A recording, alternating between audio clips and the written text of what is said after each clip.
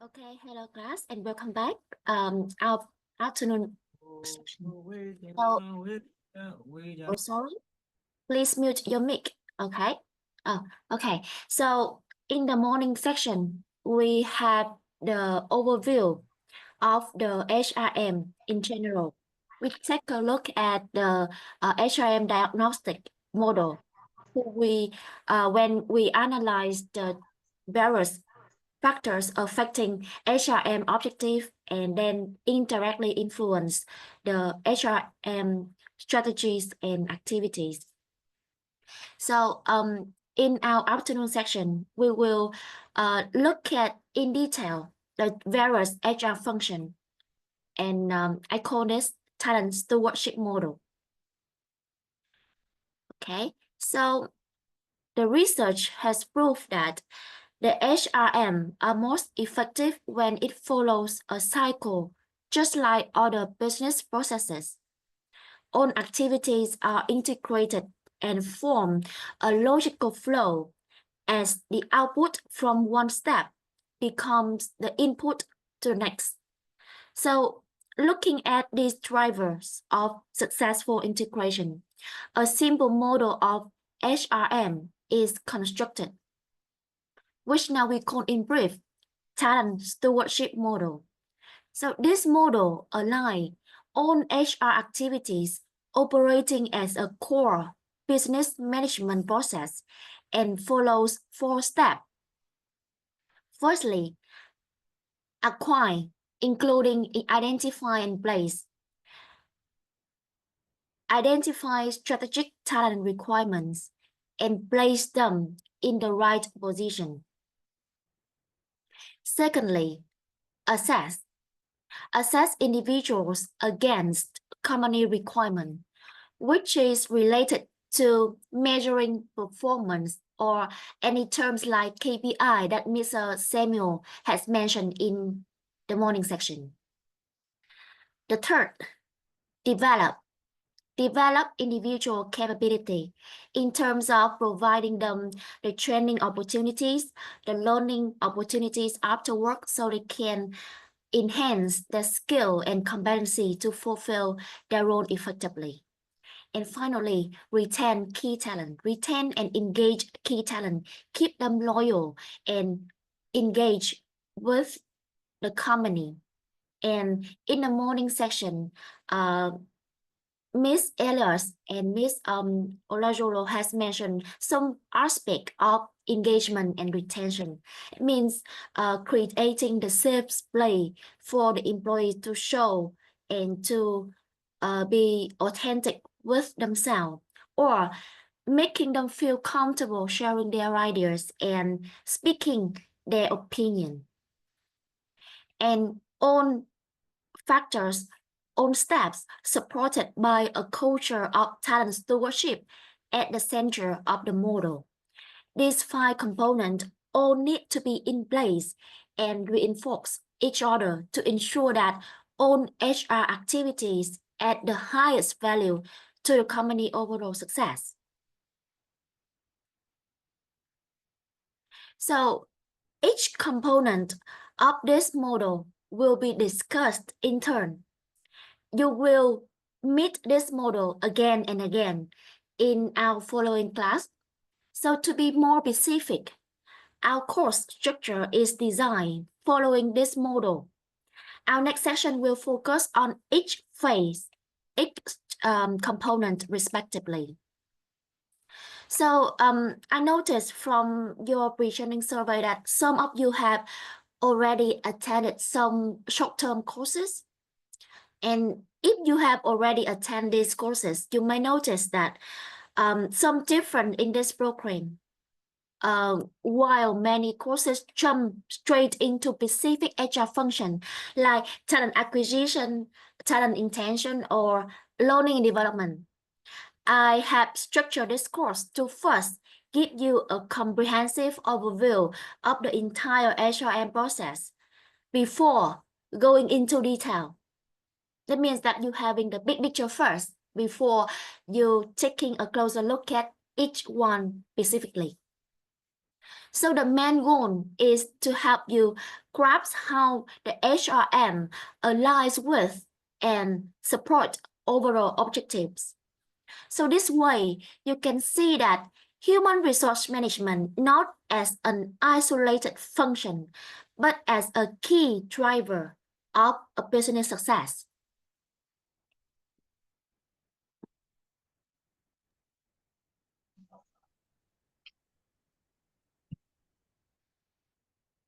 Okay, so in our first session today, I will introduce briefly each phase in turn. And in our next section, we will spend more time analyzing related terms, operation, and case studies for each phase in more details. The first phase of this process is acquire with its 2 elements, identify and place.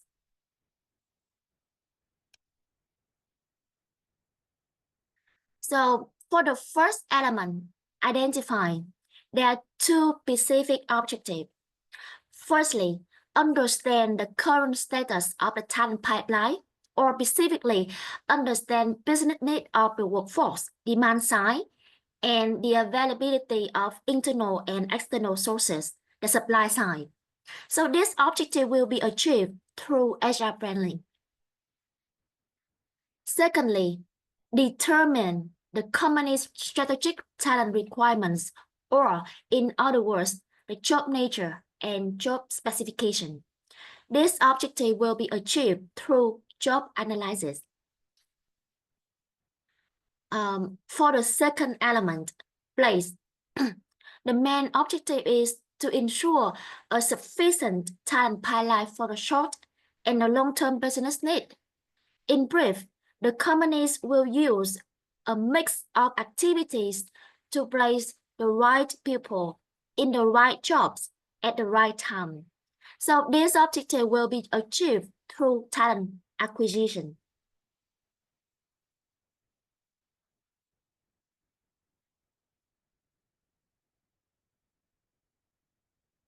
Okay, so once individuals have been identified and placed at the right position, there will be a need for a formal assessment process to indicate their current and future abilities against business requirements. Then we come to our next phase, assess. With the related HR activities is performance management. We have discussed a lot in the morning session with Mr. Samuel and Mr. Emmanuel about the important role of measuring and supervising the employee performance against the business goal to ensure that they are on track, and it is possible to achieve the specific business goal. And the performance management will contribute significantly to this purpose. So this phase, assess, is connected to a specific HR function, performance management. We will analyze this function specifically in our third session. So an effective performance management system is the one that assesses individuals not just on what they do now, the work assessment, but also on how they do their job competently in the future. This assessment incorporates the individual development plans with the company's strategic competency.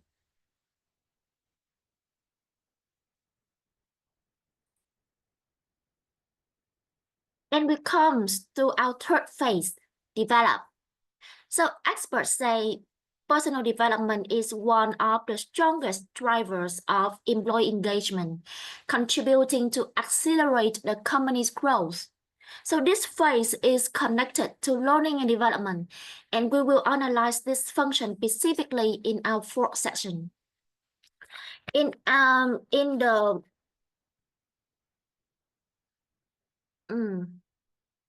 the morning section, I noticed that some of you has mentioned the role of training people, so they will possess the sufficient skill and knowledge to fulfill their role effectively. I think that Miss Elias and Mr. Samuel has mentioned that we should spend time on training people to ensure that they will become the high performers in the future, and they contribute largely to achieving the business goal. And learning and development will take a main role for this purpose. So to be effective, learning and development requires a three-way partnership focused on creating development action integrated with the business need and competency requirement. Individual managers and enterprises have the specific responsibility to make this function successful.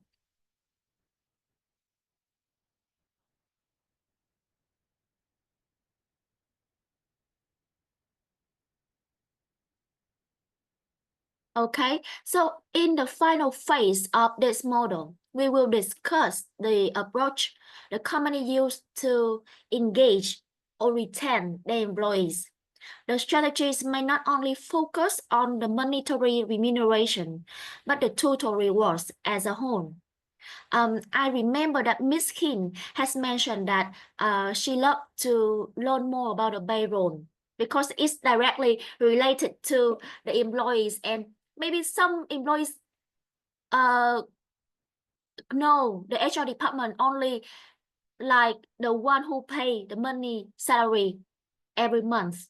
But the HR, the responsibility of HR in retaining and engaging people is beyond that.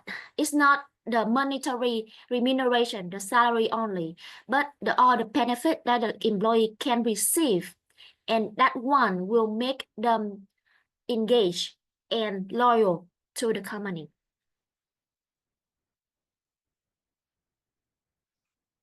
Okay.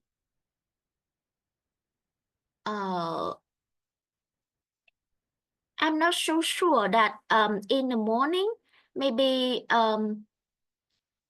Mr. Danny has mentioned about the turnover as one of the key components when it comes to evaluating the effectiveness of the HRM. Yes, it's totally correct. In addition to the return on investment, the number of people hired, recruited from the HR, as Mr. Ming has mentioned, the turnover rate is one of the metrics that the board director or the company usually look at. In recent years, The companies look at the turnover within the strategic talent pools via a deeper, more segmented analysis, and then personalized retention plans can be created. So the approach to retention has evolved from measuring overall turnover to measuring voluntary versus involuntary one to get a better sense of reasons for the losses.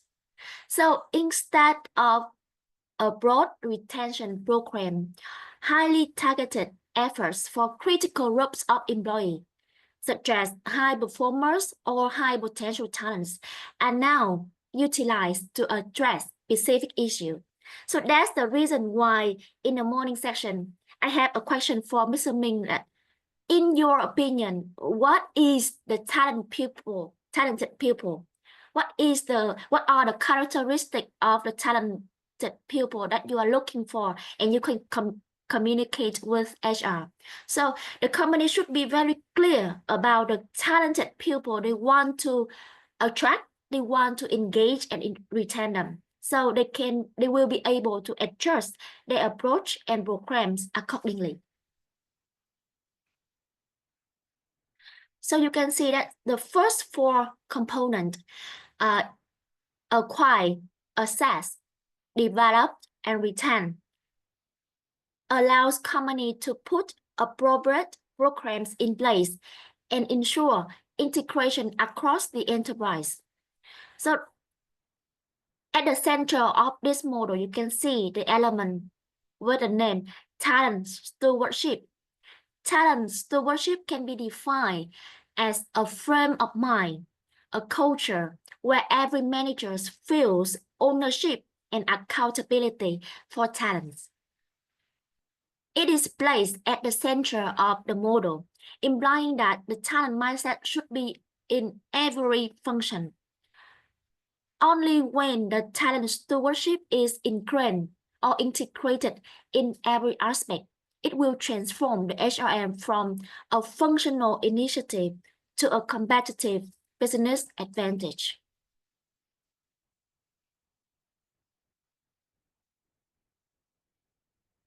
So please note that the talent stewardship model is a flexible framework that can be tailored to meet unique needs of different enterprises. Its implementation may vary from one company to another. Even if a company can't afford multiple programs, having an integrated system around a few core programs will have a tremendous influence on the HRM effectiveness. So regardless of how many HR functions are applied, they must be fully aligned with the business strategies, ensuring that the outcome of the HRM will contribute to the company long-term success by utilizing the human resources in the company. Okay, so I have already introduced briefly to you the talent stewardship model, each component and the detailed explanation. So in the next activity, we will analyze the integration of HR activities within the Ingersoll Rand, a company known for effectively applying the talent stewardship model. So the purpose of this exercise is to help you understand how the model works in practice. So I will send you a handout via the chat of the Zoom, chat box of the Zoom. So please download this exercise, read carefully and complete the requirements. Okay, so I will send it to you first.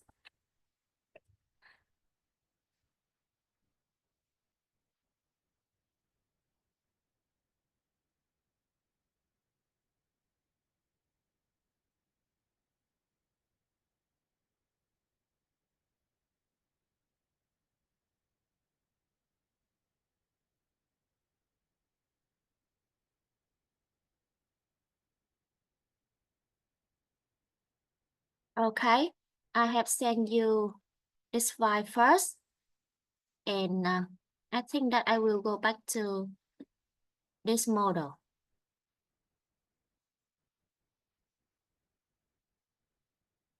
Okay. Send you a string. Okay. Okay. So please download this case study. Read the information carefully and complete the requirements. You can take note in anything in the Microsoft Word in your computer. And after 10 minutes, we will discuss together. Okay? So please take a time to review this case study.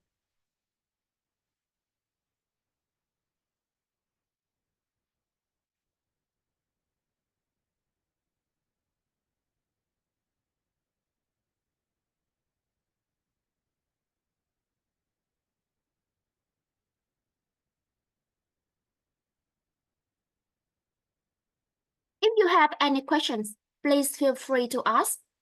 Otherwise, you will have 10 minutes to complete this exercise. We will back to discussion at 2:30. Okay.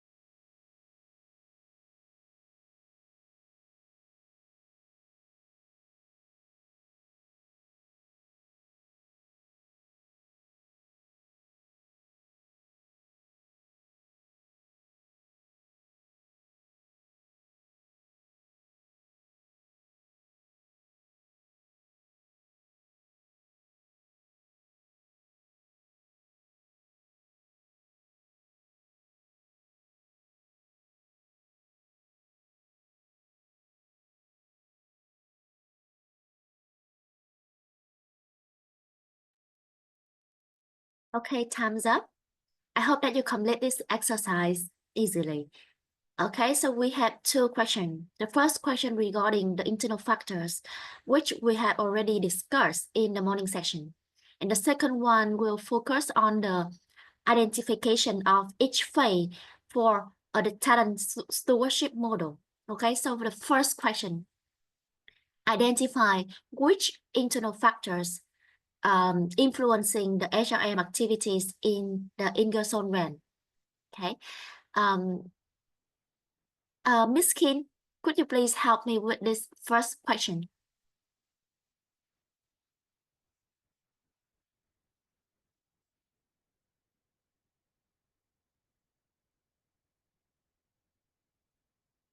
Hello, Miss Kim.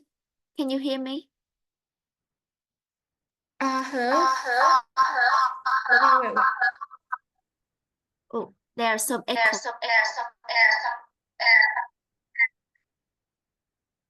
Sorry, there are some echo from your side. Kindly please check your Yes, Chair. Now, Okay. can you hear me? Yes, can hear you now. Okay, so the first question, we take a look at the internal factors. So which information from the case study help you know that which internal factors affecting the activity and HR activities in the Ingersoll Rand in this company? In which activities? Can you ask Yeah, me okay. again? Okay, so Because I'm not quite clear. Okay, so I have already sent you the case study of the Ingersoll Rand. Okay, so the case study briefly introduced the HR activity in this company. And there are two questions.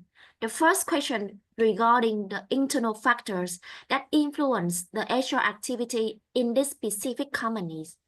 And what I want you to do is to identify which internal factors from this case study you can pick that influence the HR activity.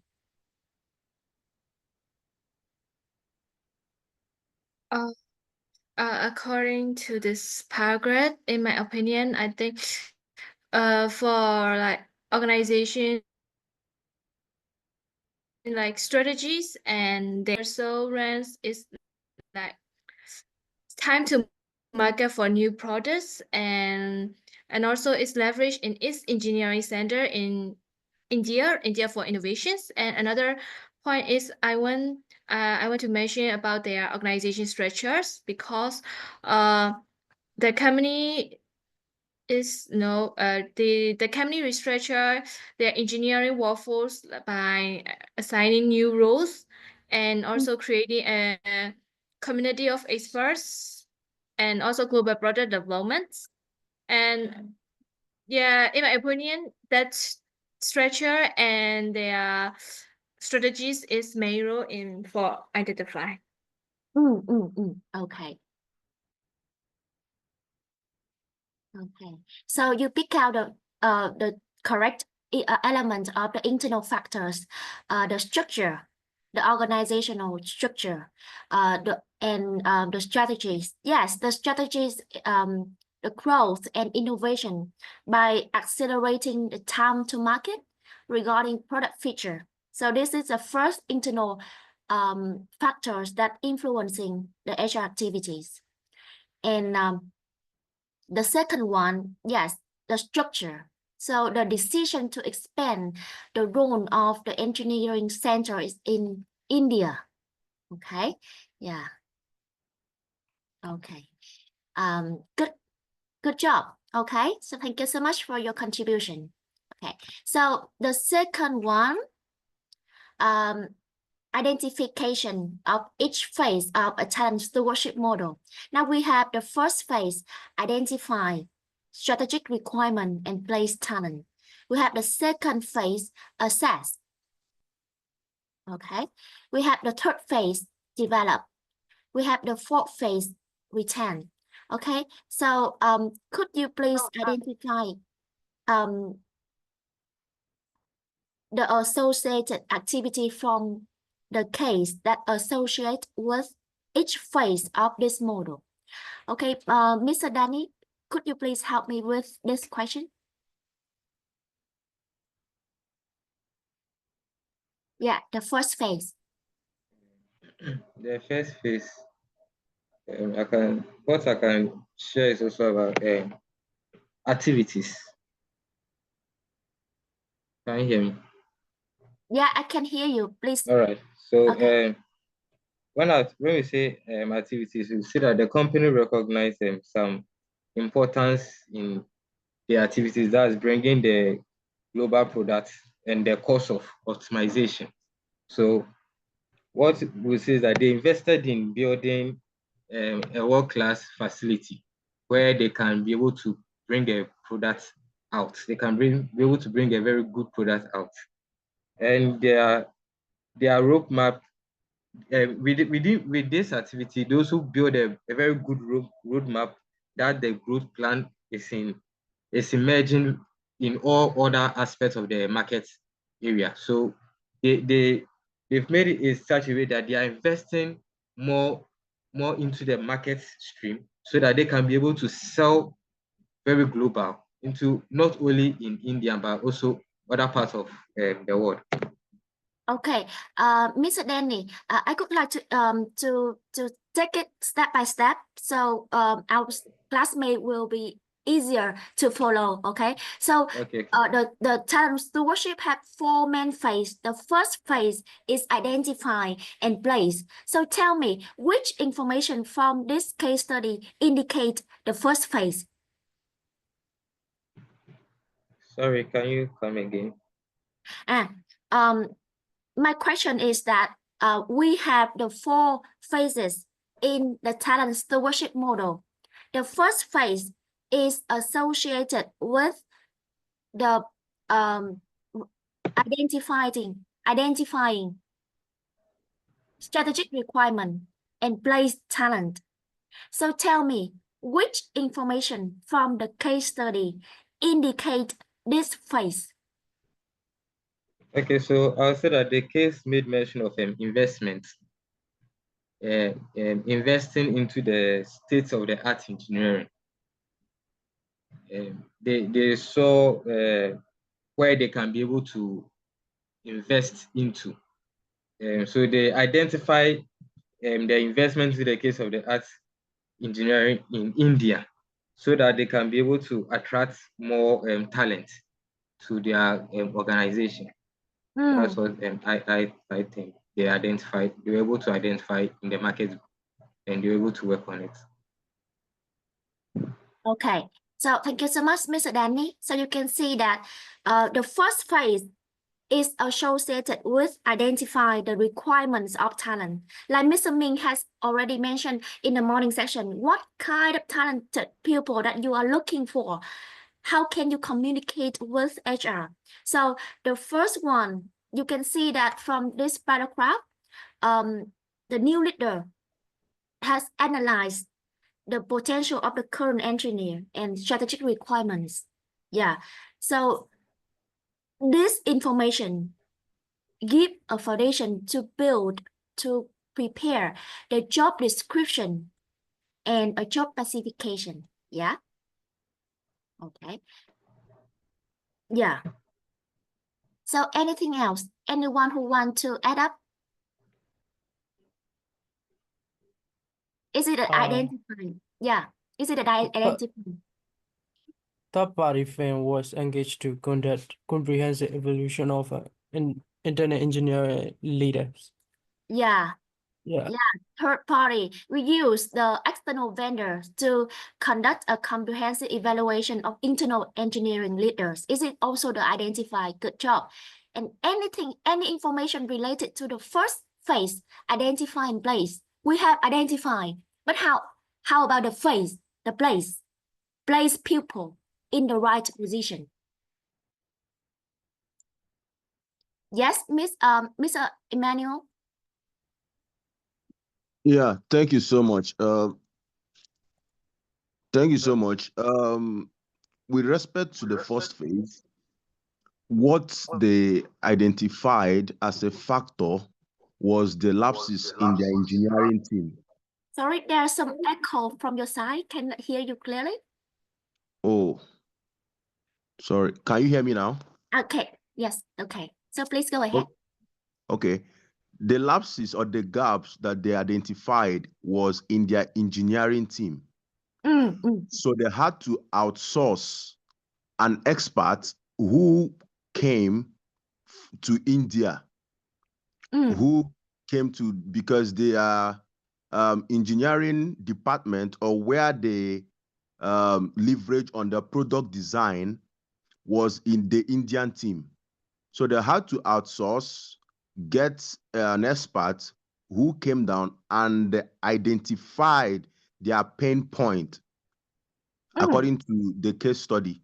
So the outsource expert was now the person that they leveraged for their engineering team in India, who identified the lapses and then created a roadmap for their evaluation, which now brings us down to the second phase. Okay. So tell me about the second phase. The second phase was an adoption that he put to place that has to do with interviews, testing, conducted tests, simulation of assets, and to know their technical know-how and understanding of what the product is all about, if at all they understand what the product to be designed is all about. So the engineering, the experts came down to assess them, check their competencies, and then evaluate the success they would achieve in the global market. So that was what the engineer came to for in that second phase.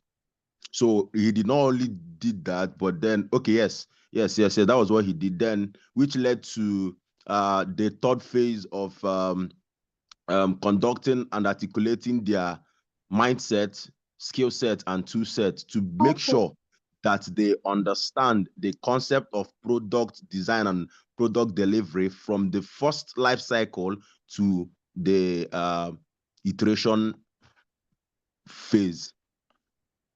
Okay. So the second phase is associated with the assessment, assessing the individual capability and competency. Okay. So based on the findings, based on the detailed result, the companies will have enough information to prepare the development plans for individual.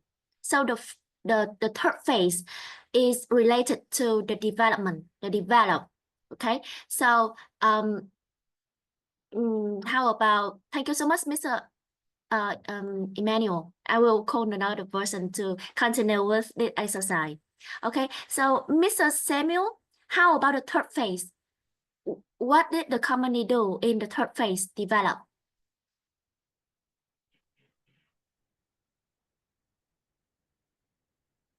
Okay, in the third phase, after they have recruited an external expert who knows about the product management and product development, they have to, when the expert came in, he has to assess. After accessing their individual requirement against their individual requirements, the next thing he did is to develop their capabilities. This has to do with training and nurturing of the employees to make sure whenever he or she leaves the company, that the company can stand well and operate, expanding their markets and getting clients to patronize their products. It's a global market where they sell accessories, and people that make use of these accessories are companies and organizations who need that solar system to affect their work environment.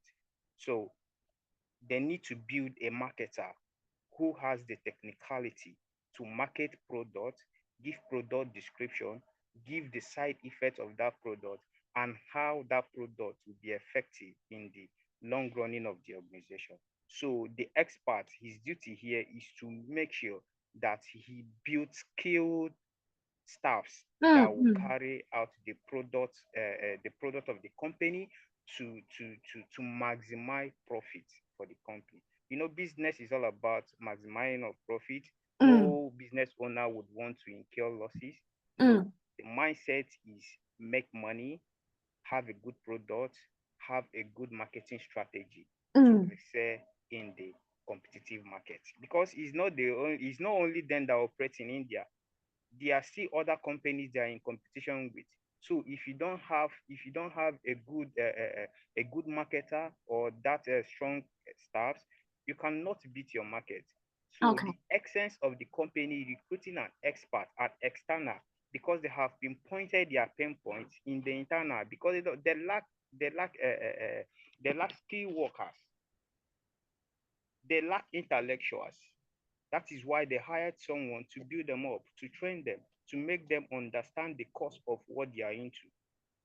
So this is where the first three comes in, developing their capabilities so that they will be strong, so that they will have that mindset, so that their brain will open to, this is what we are needed to do, this is the tasks ahead of us, we need to achieve this within a given period of time.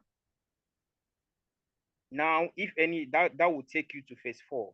If anyone is not working, is not functional, that is where the person will be dropped, and the company will do with the ones that are ready, willing to carry the company to the next level. Thank you. Okay, thank you so much, Mr. Samuel. Okay, so in the final phase, you can see that the final phase include the activities that a company take to engage and retain key talent. So tell me, from the information provided in the case study, which activity did the company use to engage and keep their employees loyal? What do you think, Miss Elias?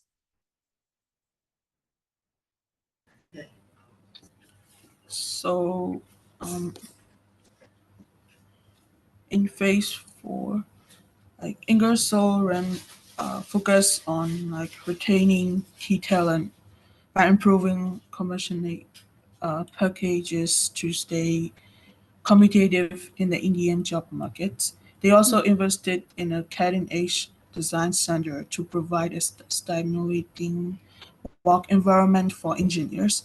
Additionally, like they ensure career growth through long-term workforce planning, mentorship, and leadership opportunity.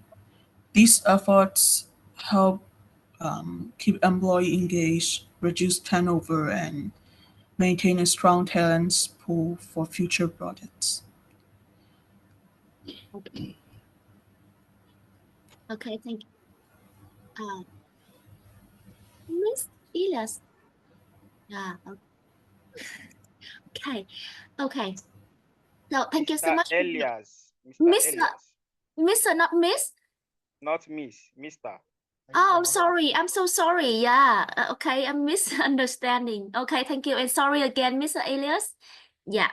Thank you for the reminders, Mr. Samuel. Okay.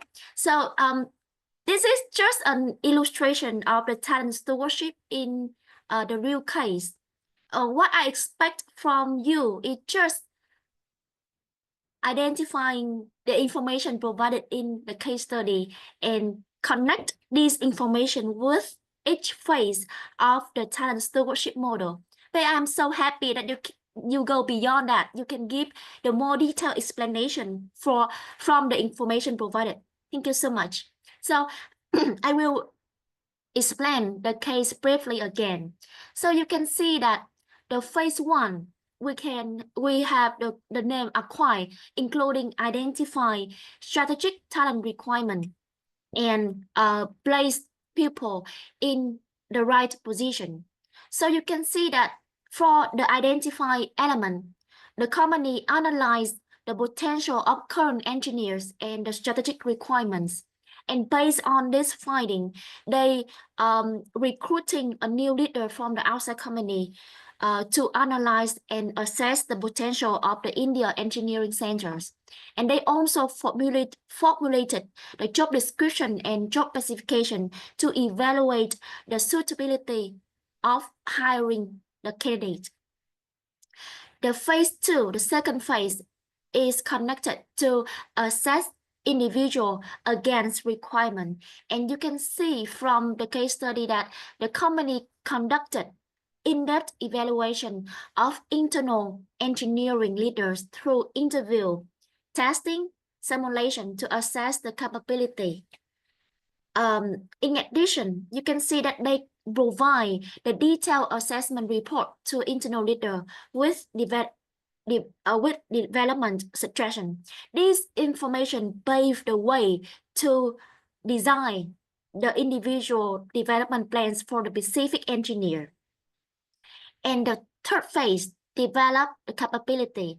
You can see that the company implemented the one-on-one development discussion between the participant and manager to review the assessment finding and consider the career interest. So based on that conversation, they will take the... I'm sorry. Please mute your mic. Sorry. Okay. And the fourth phase, the retain key talent. You can see that the company make changes to the compensation program. Here, yeah, they make adjustment to the compensation program, and they invested in a cutting-edge design center to support the new product development. So based on that action, the main purpose is to foster a work environment for the top engineers. That means they are in the beneficial condition to harness their potential, to utilize their skill and their competencies to achieve their career goals as well as the business long-term objective. So you can see that the application of the talent stewardship model in the case study demonstrates a systematic approach to HR management. You can see that this is a cycle starting from identify the strategic talent requirement, placing individual in their job, in their position, assessing individual against those requirements, and based on that evaluation, developing their capability with the specific training and development activities. Ultimately, this action will contribute to engage the key talent, retain them, and make them loyal to the company, because they understand that when they join, when they work for a company, what they receive is not just the salary, but also the career opportunity, the investment to enhance their skill and deepen their knowledge for the career goal.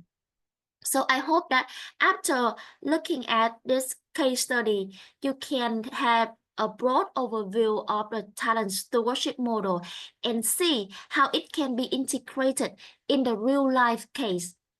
Of course, in practice, we cannot expect the perfect or the comprehensive model, but at least we can see the HR activities connected with each other.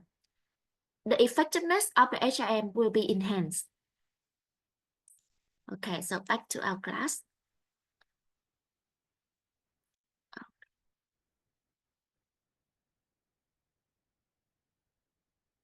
Okay.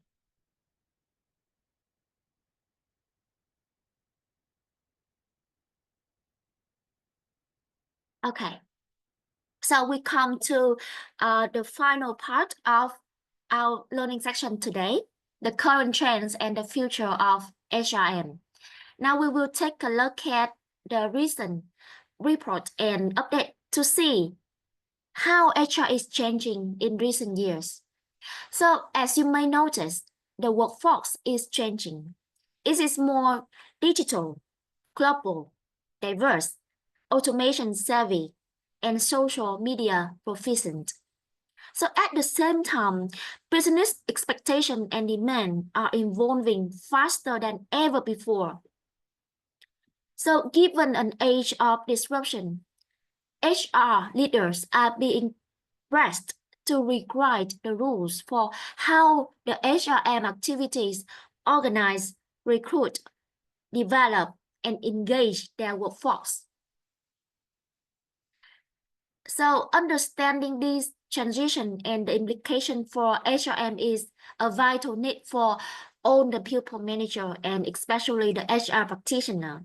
So in the final section of today's class, I will introduce to you some trends and challenges, as well as best practices from well-known enterprises. Okay, so given the pace of change and the constant pressures to adapt, it's not surprising that redesigning a company structures is one of the most important tasks. So as the companies become more digital, they face a growing imperative to redesign themselves to move faster, adapt more quickly, and facilitate rapid learning. So that's what the first change can be described in brief as agile organizational structure, or in other words, a network of teams. So as shown on the screen, this map illustrates the percentage of respondents who rated this trend, building agile structure as important or very important based on the Global Human Capital Trend Survey by Deloitte University Press. So interestingly, Latin America and South America had the highest percentage of respondents emphasizing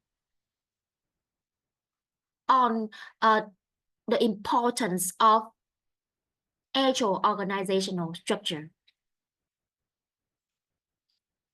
So you can see that this trend represents a significant shift from simply designing structure to actively creating ecosystem and networks within the company.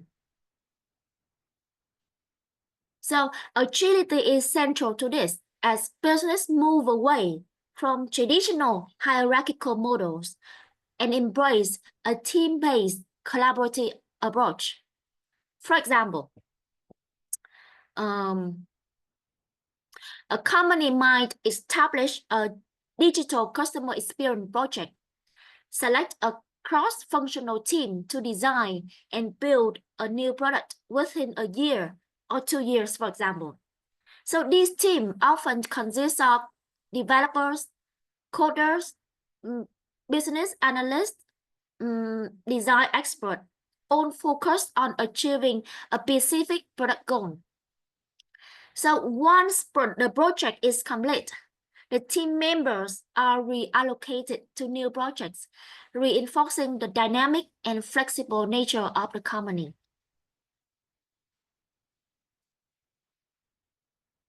So as you are introduced the new structure, the team-centric model, can you identify the pros or the advantages of this structure compared to the traditional hierarchical one?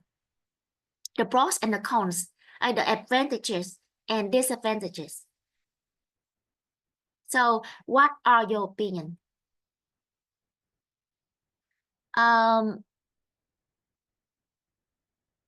What do you think, Mr. Sino?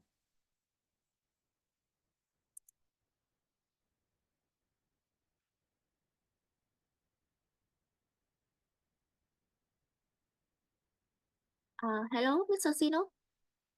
Can you hear me?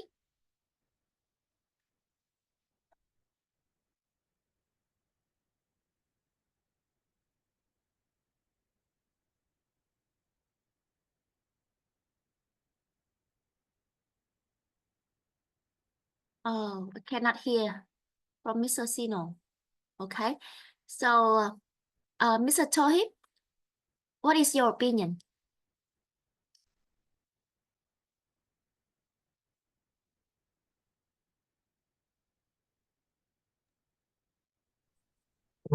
Hello? Hello, I can hear you. Yeah, okay. It said, what are the pros and cons of the team-centric structure compared to traditional and hierarchical one, right? I would say basically we live in a digital world now, and everything around us is evolving. So as everything is evolving, we have to take steps to make sure we are up to date. And this brings us back to the HR system. To make an interview now, I think for the traditional one, you have to go to the said company and make, maybe, for instance, a worker that wants to do an interview. You have to go to the office, but right now we have internet and everything, so it's easier. You can just set up a meeting on Zoom or any other online team application and make the interview. So that is one advantage of a team-centric structure. So how's about the disadvantages of the team-centric structure? Yeah, the disadvantage is that sometimes it may be the device used, the maybe information. I can say information. Maybe sometimes informations are not safe based on one or two lapses from, I think, maybe the company or the said interviewer. There are many disadvantages regarding internet, and also is disadvantage regarding tradition. So we just have to be careful and up to date about the method we are trying to use and what works best.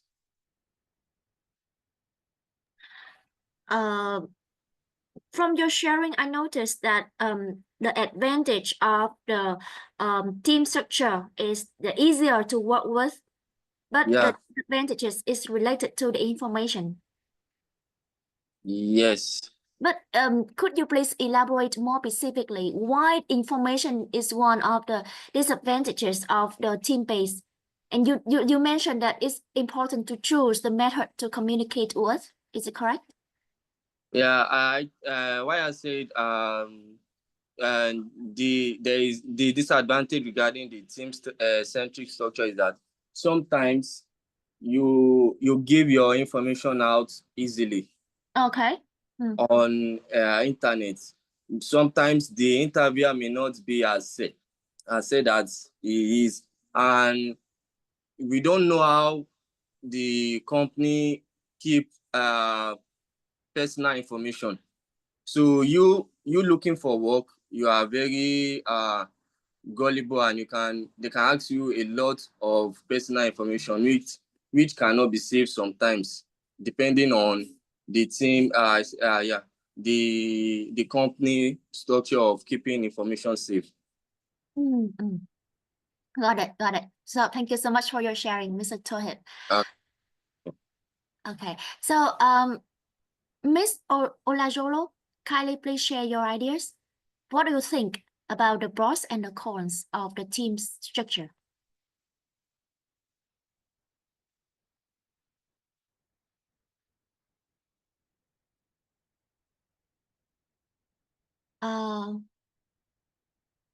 Ms. Olajolo, are you there?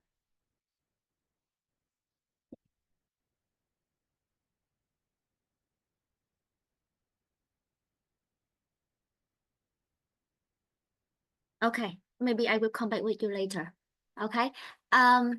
Yes, Mr. Emmanuel, kindly please share your ideas. All right. Thank you very much for calling me up. The pros and cons of being team-centric. I've worked with a cross-functional team of product designers, back-end and front-end engineers, and then one of the pros, it's enhanced collaboration, teamwork, yeah, and communication. You find out that when you are team-centric, ideas, you get ideas and creativity from talents of different from different fields. Then there is efficiency and productivity, because at sometimes when these ideas come together, you find out that you are achieving results in time, and the motivation to do work and impress your stakeholders is there. You get. So then also the option of bringing solution quick to the problem or challenge that you are trying to solve is there. Then the cons of being team-centric is something that happens regularly. Sometimes there is inefficient decision-making, because you're saying one thing, another person is saying another thing. So there is always the probability of what's it called now? Conflict must come up, Yeah, there must be conflict, because for me as a product manager, sometimes the back-end engineers or front-end engineers who are critical thinkers, they don't like spending much time during team meetings. They don't like spending that time. They just want to go do their design, do their coding, and achieve results. So also there is resistance to change. There are people who you would in situations where I'm talking about cons now of being team-centric, sometimes there are ideas that you might just want to come up with, a trending idea, because the other team member is not updated with the recent trend. You get, the person would tend to downplay your idea. For instance, Grok AI launched their voice conversation, their voice audio chats recently. So, and there is this app we are working on, and we try to see, okay, let's see how to implement or even do an LLM custom-based chatbot, where we would integrate other languages in the app we are building. So, but maybe this person is from US, this person is from Russia, this person is from Germany. That conflict of add German language to it, add Russian language to it, add English to it, and all of those, add Vietnamese language to it. So you find out that they tend to promote conflict amongst teams. So being team-centric, I think it should come to a place of balance where everybody would understand that achieving the business goal should be the priority of everybody. Thank you. Okay, thank you so much, Mr. Emmanuel. Actually, I find your point about the conflict is particularly interesting. So to maximize the creativity, we need to recognize the different perspective among team members. But in that case, the conflict may exist. So from your experience as the product manager, what method or what techniques do you use to bring the conflict under the control, and how you can utilize the different perspective among your team members to come up with the creative solution? Okay, thank you very much. The implementation of curbing conflict has to do with company values. Company values, where you make your company policies that has to do with respect, team respect, and then as a product manager, you don't. It's only required when it's necessary to use your gut feel, your gut instincts to take decisions, but then giving room for every contribution, everybody's opinion, creating a work-friendly environment where everybody would see and experience equity. Like before you started class today, you said everybody's opinion is needed. Everybody's opinion is equal. Everybody's opinion is right. So creating such atmosphere where you are not dusting or trashing the idea of any team member. So I think one guideline is the company's values you get, and then knowing how to be empathetic, tolerance, and then, but not forgetting that whatever you do, you should center your priority towards achieving that business goal. That's all. That's just what it's all. Thank you so much, Mr. Emmanuel. Okay, and Mr. Samuel, I have read your message in the chat box, and I'm very interested with your perspective. And you said that the cons of the team-centric related to the is connected with the lack of leadership traits. So could you please elaborate on this? What do you think so? Yeah, thank you, Miss Sophia. Yeah. Team-centric is all about employees' engagement to ensure that the work flows well and for them to achieve a greater success for the company. So what I say, the pros is to help decision making. When teams work together, when staff work together, they make decision faster. This one brings idea, this other one brings idea. They try to balance it and get to resolution. So it will help them to get the right decision, the right approach to any specific or specified problem they are facing. So the other way around, it will employ creativity. This one brainstorming on this particular project, the other one brainstorming on this particular project. It's just a kind of division of labor. Okay. When this one brings his idea, the other one brings his idea, creativity is coming in. Then the prototype and the framework has to be balanced. They will achieve greater results in the team-centric. Then the cons there is that there will be a conflict of interest. Just as Mr. Emmanuel said, when we are building an app, this person is from US, the other person is from Korea, the other one is from Vietnamese, trying to incorporate all the languages. It will be cumbersome. Instead of using English that everybody understands, this person wants his own language to be heard. The other one will want his own language to be heard. So there will be a clash of interest. Now, if some other person is open to technology and the other person is not open to technology, the other one has a trending value, the other one does not. So the other one that has not will feel so inferior. This person is trying to show off, trying to tell us that he knows it all. That conflict there, it cannot work.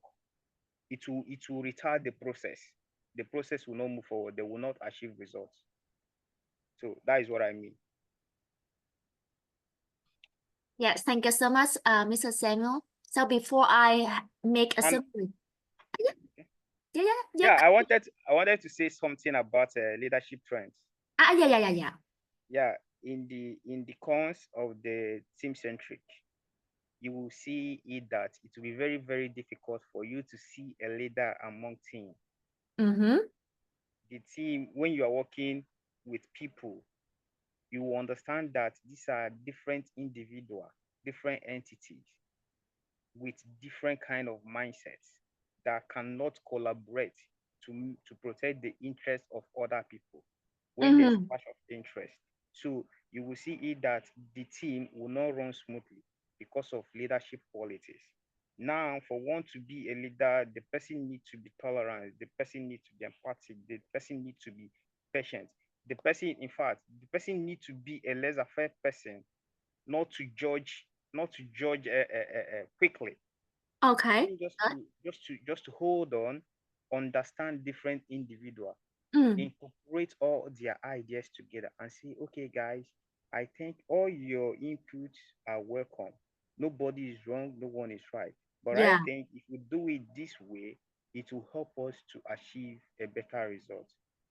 So in a team, if you don't see a leader in a team, that means there's a problem.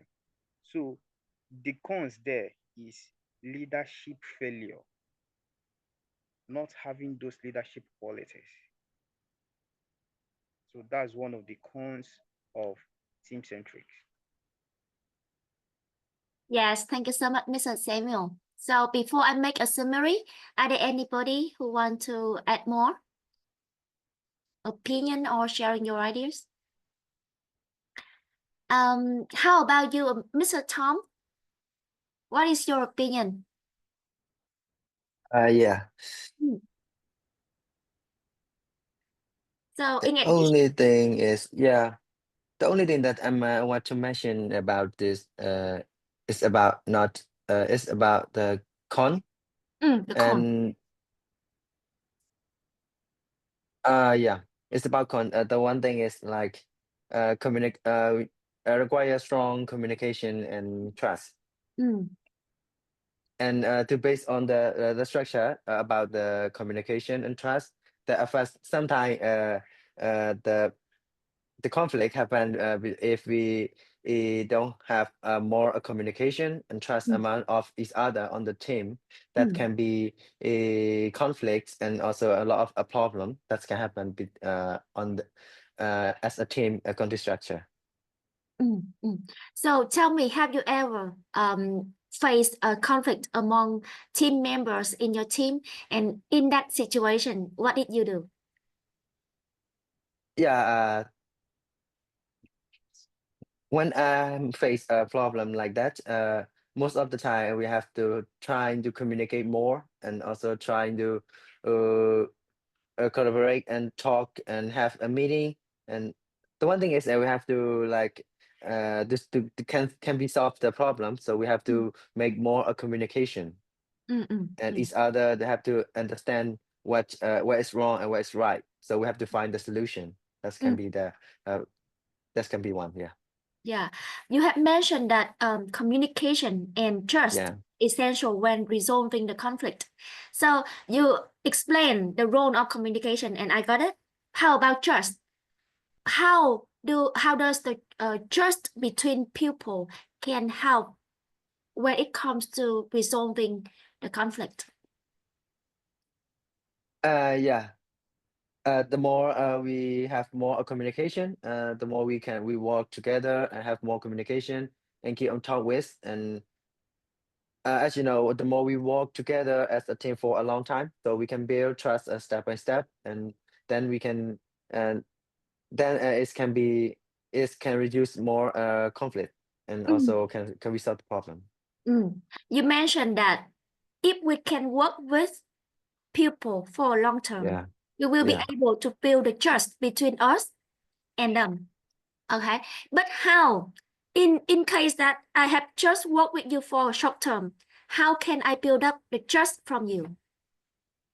Can what can you You mentioned that, for example, you and I have worked with each other for a long term, so we Yeah. can easily build the trust between each other. Okay. Yeah. But in case that we haven't collaborated for a long term, just a very short term, how can I build up the trust from you? How can you trust me? Yeah. That's the one thing. But the one thing is we have to work. We have to show up. We have to show up what we are doing. Yeah. And yeah, that's We the one keep thing I think so. we keep our promise. We keep our Yeah. So trust is very important and it's not easy to build. And you mentioned that trust is a very essential factor when it comes to resolving conflict, and I really appreciate it. Thank you so much, Yeah. Mrs. Yeah. Thank you. Okay, so thank you so much, class, for your ideas among the pros and the cons of the team structure. The most significant benefit that a team-based structure can bring, as Mr. Emmanuel and Samuel have mentioned, is flexibility. So under this model, individuals are easily work with each other. They are flexible to work simultaneously in different teams. The teamwork spirit and effective communication are facilitated as members can share their ideas through a free flow of information, like Mr. Samuel and Mr. Emmanuel has mentioned before. Mr. Tohib had mentioned before, easier to work together, the information, empowerment is enhanced as teams are self-managed and self-directed. So members have the autonomy to make decisions on their own. However, on the other hand, the team structure has some disadvantages, such as the the delay decision-making process, like you have already mentioned, and also the potential conflict when two or more members' interests do not match, and it will negatively affect the harmony of teams and reduce efficiency. So communication, purpose, trust, like Mr. Tom, Emmanuel, and Samuel had mentioned, and Mr. Tohib had mentioned, are key to resolve conflict and also enhance the creativity among team members. So thank you so much for sharing your ideas. So as this new type of structure takes hold, working in teams will become norm, and the dynamism will become an organizational features. So you can see that building and supporting teams will be the leader principal task. Softwares to help companies benefit from teaming may also become standards. So as a result, the companies will offer the dynamic developmental opportunity for employees, enhancing stronger ecosystem that broaden their workforce capability. So the digitalization, I remember in the morning, someone when we mentioned the external factors, the best model, someone had mentioned the factors, digitalization or technology or technological advances, like Mr. Emmanuel, if I remember correctly. So you can see that in recent years, rather than being a support function only, HR is now being asked to help lead the digital transformation, drive the company to be digital, not just do digital. It means that they focus more on people, work, and platform towards the practices of HR digitalization. So unlike the first trend of HR organizational structure, this second trend witnessed the differences between regions at Latin and South America, Africa, Middle East, and Asia show the high percentage of supporters compared to the remaining regions.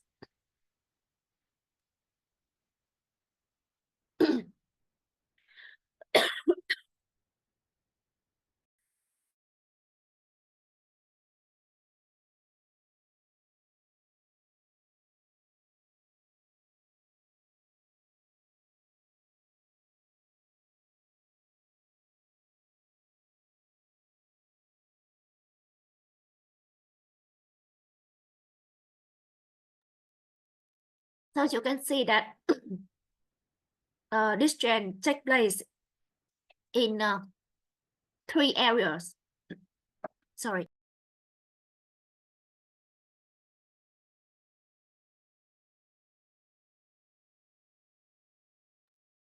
Take a seat, please. Okay, so you can see that the second trend takes place in 3 areas, including, I'm sorry, class, maybe we have 15-minute break. Of And course, please, yeah, yeah, it's okay. so sorry. Take a seat. Yeah. Yeah, Thank I'll you. have a 15-minute break and come back at 3:40. Okay, thank you. Sorry. Sorry,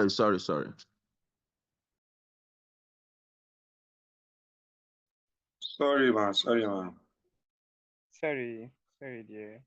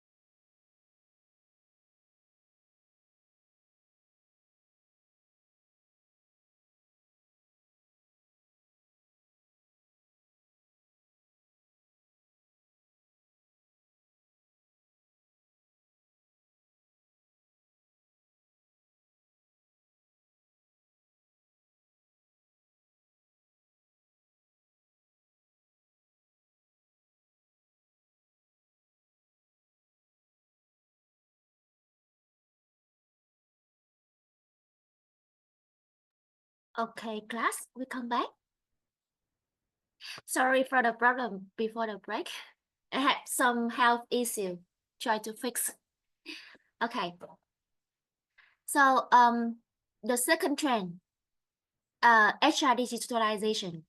So this trend take place in 3 areas, including digital workforce, digital workplace, and digital HR function, often explained by answering some related questions below. For digital workforce, how can enterprises try new management practices? A culture of innovation and sharing. For the digital workplace, how can organizations design a working environment that enables productivity, uses modern communication tools, and promote engagement, wellness, and a sense of purpose? And finally, the digital HR function. How can organizations change the HR function itself to operate in a digital way? Use digital tools and apps to deliver solutions and continuously experiment. Okay, so we can see that the digitalization is very common and its influence on various functions, including HR. So my question for you is, why do we need to digitalize HR function? What are the reasons for this kind of need? What do you think, Mr. Sino?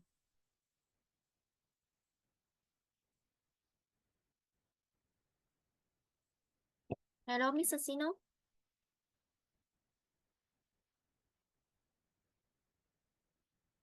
Hello, Mr. Sino, are you there?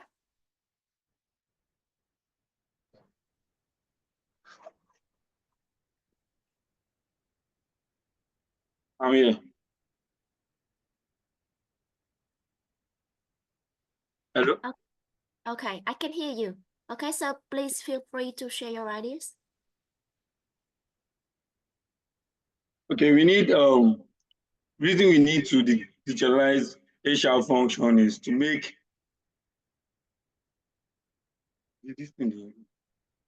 work easier, because now we are in the computer age. Just like when we're talking about the pros and cons of team-centric structure the other time. For the team-centric structure, with the digitalized HR function, they can do their teamwork online. They can work online to make for more collaboration and easier access to work. So I think with the digitalized HR functions, we'll be able to make work easier and faster. Okay. Okay, so by digitalizing the HR function, the companies can help employees to easily access to work easier Yes. and faster. Okay, Yes. and enhance the collaboration. Okay, so Yes. thank you so much for your sharing. How about you, Miss Olajolo?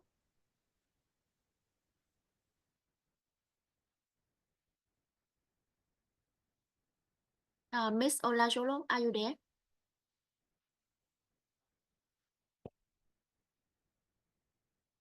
Okay. Okay, back to you later.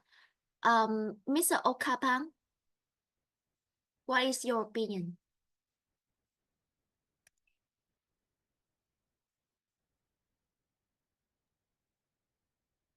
Hello?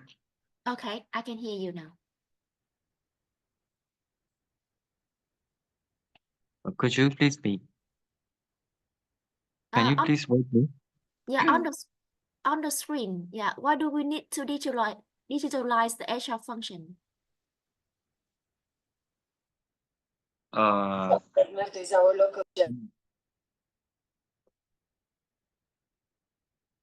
For my opinion, we need to digitalize HR function is essential in today first. Increase efficiency and automation,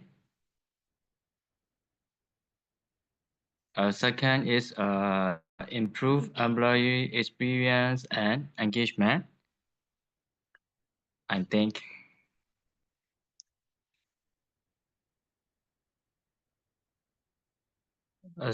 Teacher, Yeah, teacher, sorry. you are mute. Yeah. Okay, got it. Okay, you mentioned that the digitalization of HR function can enhance the employee experience. So tell me a bit about this. Why? Why do the digitalization can enhance the employee experience? In what way? Reduce manual workload by automating repetitive tasks, for example, payroll, attendance, and leave management. And second is a speech process like onboarding and performance management. And the third one is eliminate human error in data entry and compliance reporting. Okay, so thank you so much, Mr. Okaba. Thank you. Yeah. Okay. Mr. Danny, you say that it helps to reduce the administration cost. So please explain more specifically on your ideas. Okay. Digitalizing HR functions helps in reducing administration costs because with the traditional way, we have it will be involved in more paperwork. You are buying more. You are buying more papers. You are buying more handouts and stuff for your employees to be able to know certain things. So when you take it to a digital aspect, just one information, just share it across to the employees. With that way, you are not spending much money in anything. You just have to just type everything down, share it, and everybody gets the information. Everybody gets the information. And something about recruitment too.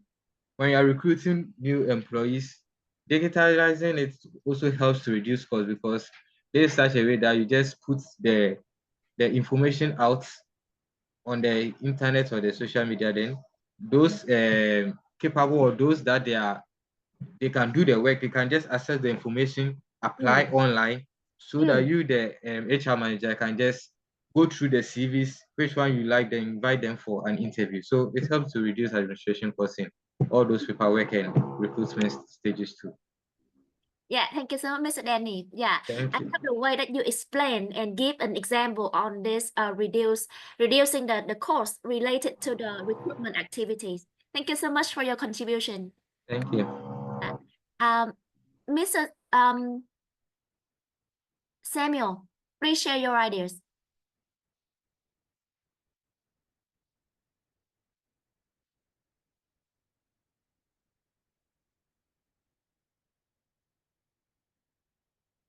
Okay, thank you so much, Ms. Sophia. Digitalizing HR helps to employee experience. Thereby, there are different technologies. They will get used to them. They will get to know them. Eradicating the traditional era, just as Mr. Daniel pointed out, reducing cost. Staffing back then in the days used to be costly because you have to even tip a qualified laborer to come over to your company to do some jobs for you. But this time around, it's a kind of leveraging to freelancing, doing remote job. So HR can coordinate an expert who is in overseas, and the person can do a work for the company remotely without having to transport from from his end to the end of the organization. So this experience using, like for example, we have a Google Sheets, playing around the Google environment. It will help the HR to send email, to organize a Google Meet conference, thereby interact with the employees. So this is a digital way of enhancing HR activities or objectives. So in the other way, it can help recruitment process faster There is an online interview. You don't need to invite someone to come to the office for you to interview the person. You can only set out time when to interact with the person. Ask the person some kind questions where you find interesting in his or her CV. The person will just answer you. You can easily take decisions. When looking at someone, while being in conversation with the person, you can accurately tell who this person is using your psychological trends to know that this person is qualified for this job, and if this opportunity is given to this person, he can do well. So all those rigorous processes of recruitment will be eradicated, thereby making it simple and fast. Thank you. Thank you so much for your sharing. But from your previous or current job, are there any HR initiative to digitalize the function or the operation in your company? And in your opinion, are they effective and contribute significantly to your job? Yes, in my last job experience that happens to be in the banking sector where I served as where I worked under the marketing team. During the recruitment process, what I did was to invite interested candidates. When they come, they will conduct a form of seminar, but it's also part of training.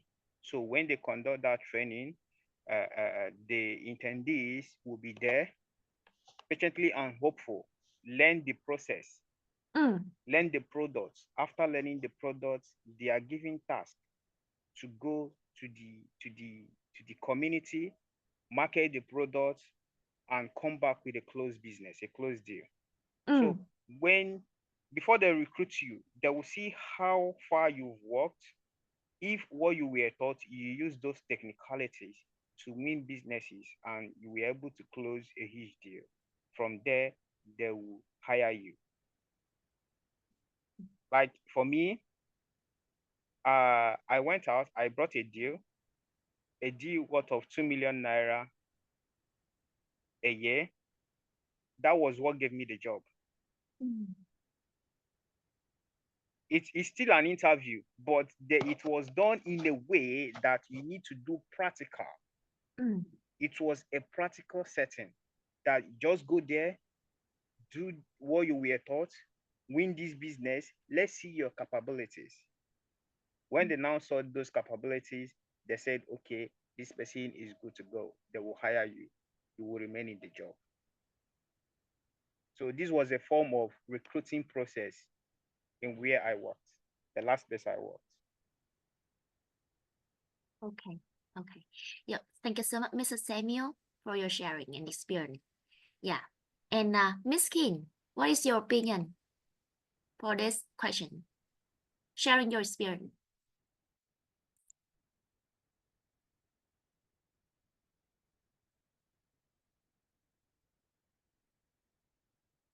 Hello, Ms. King. In your opinion, why do we need to digitalize the HR function? Hello. Okay, hello, I can hear you now. Yes, Chair.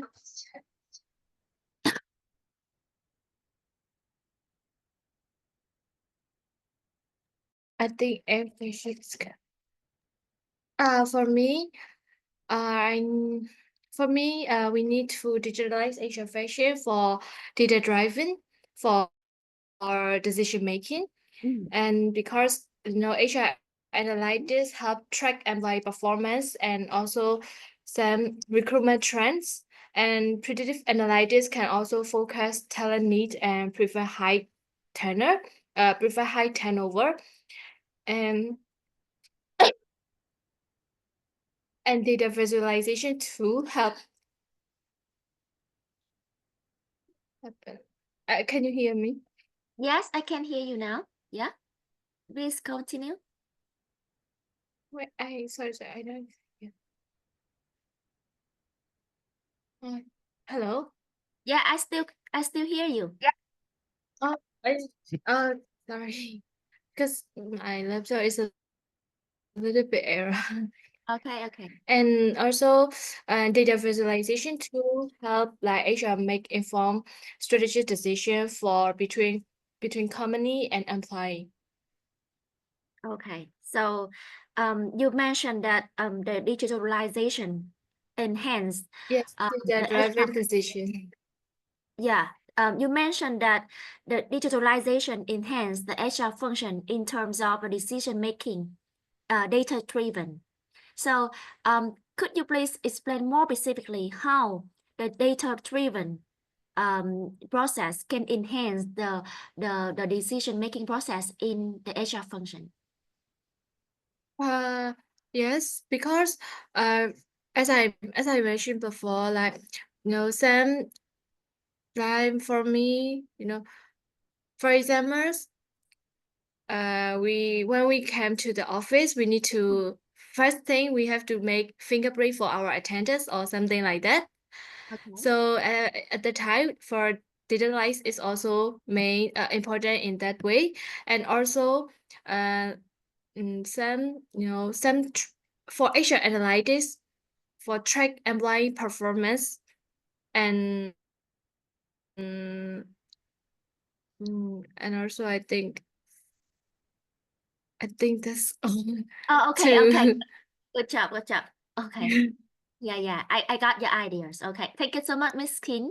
Okay, so okay, Mr. Emmanuel, Yes.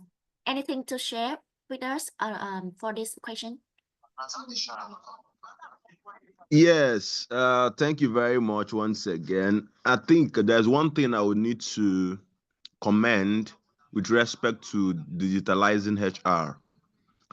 In the past, traditional ways of doing HR was costing companies a lot, like newspaper publications, radio and television announcements, and other billboard adverts, But digitalizing HR now, there are various tools, like I mentioned initially when we started.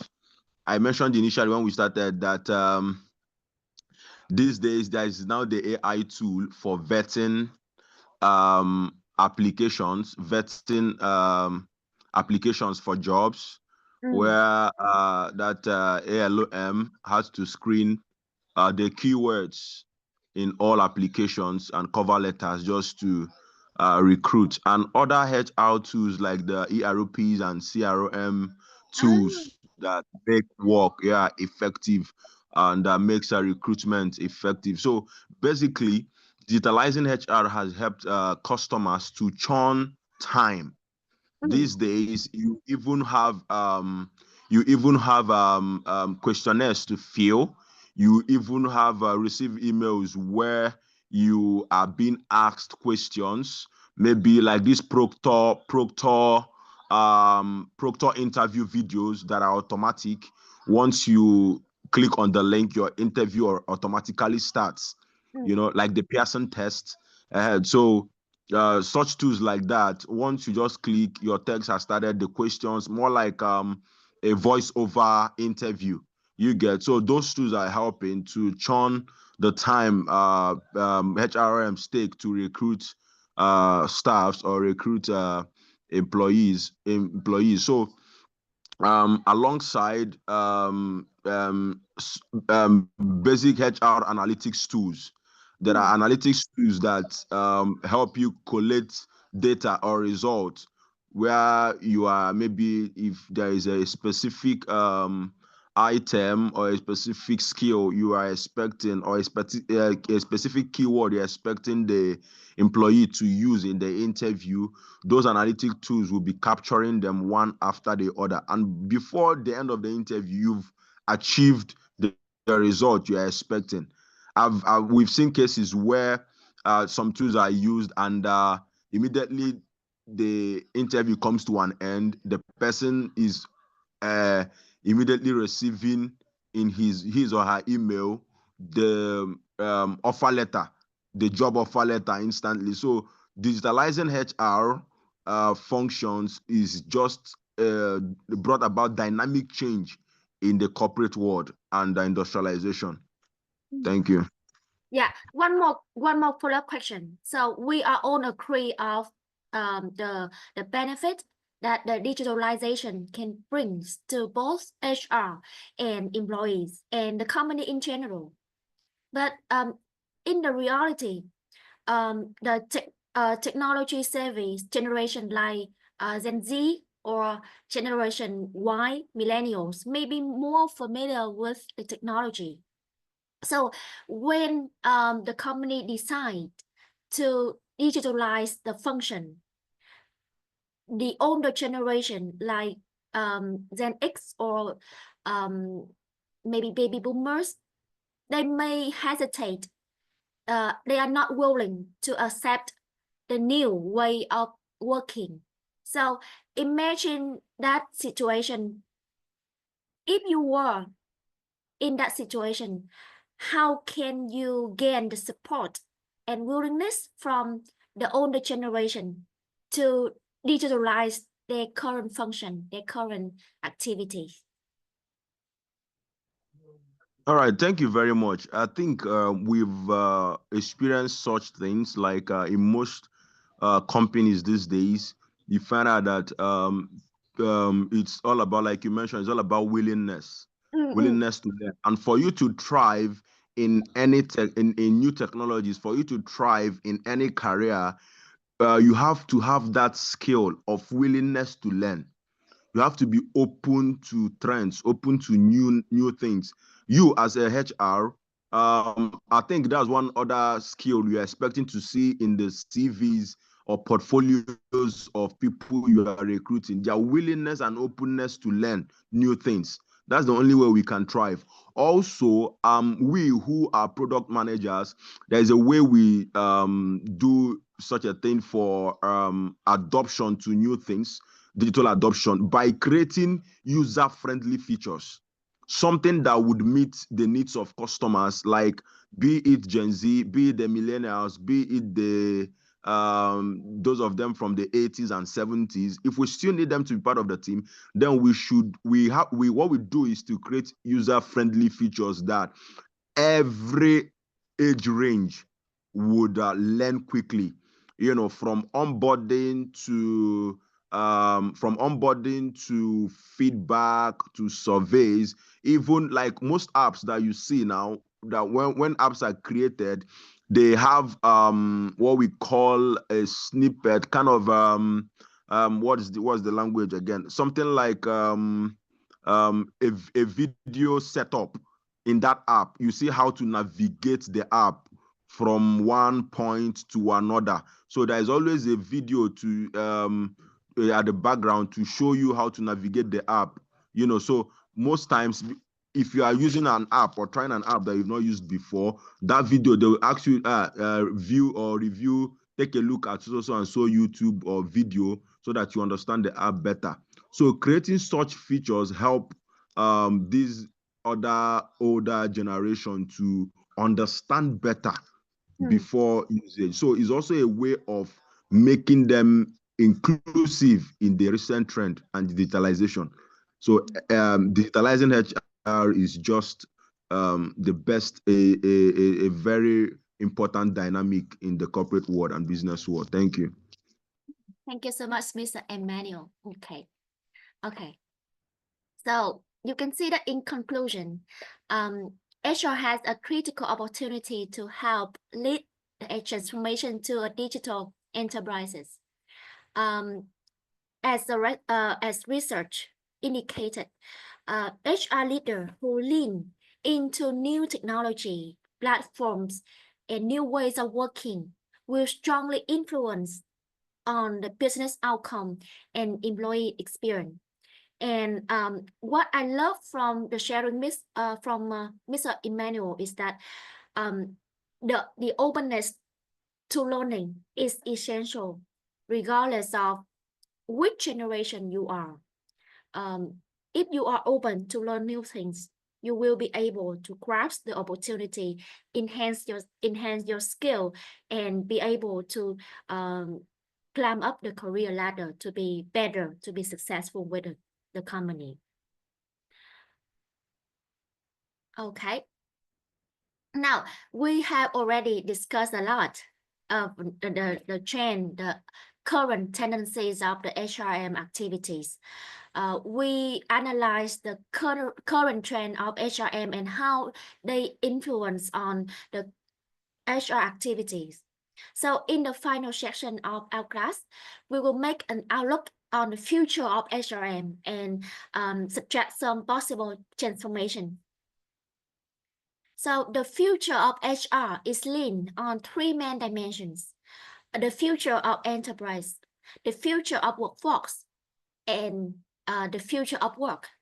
The future of workforce, which see the increasing length of career, the half-life of skills, and the rapid rise of the open talent economy.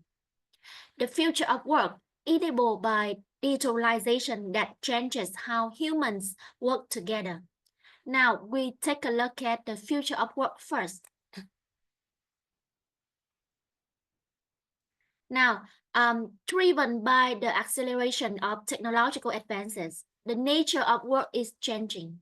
Automation, cognitive computing, now reshape the work now, and not in recent years, but in the near future. So my first question is that, in which industry sectors do you observe the influence from automation, a robot, or technological advances?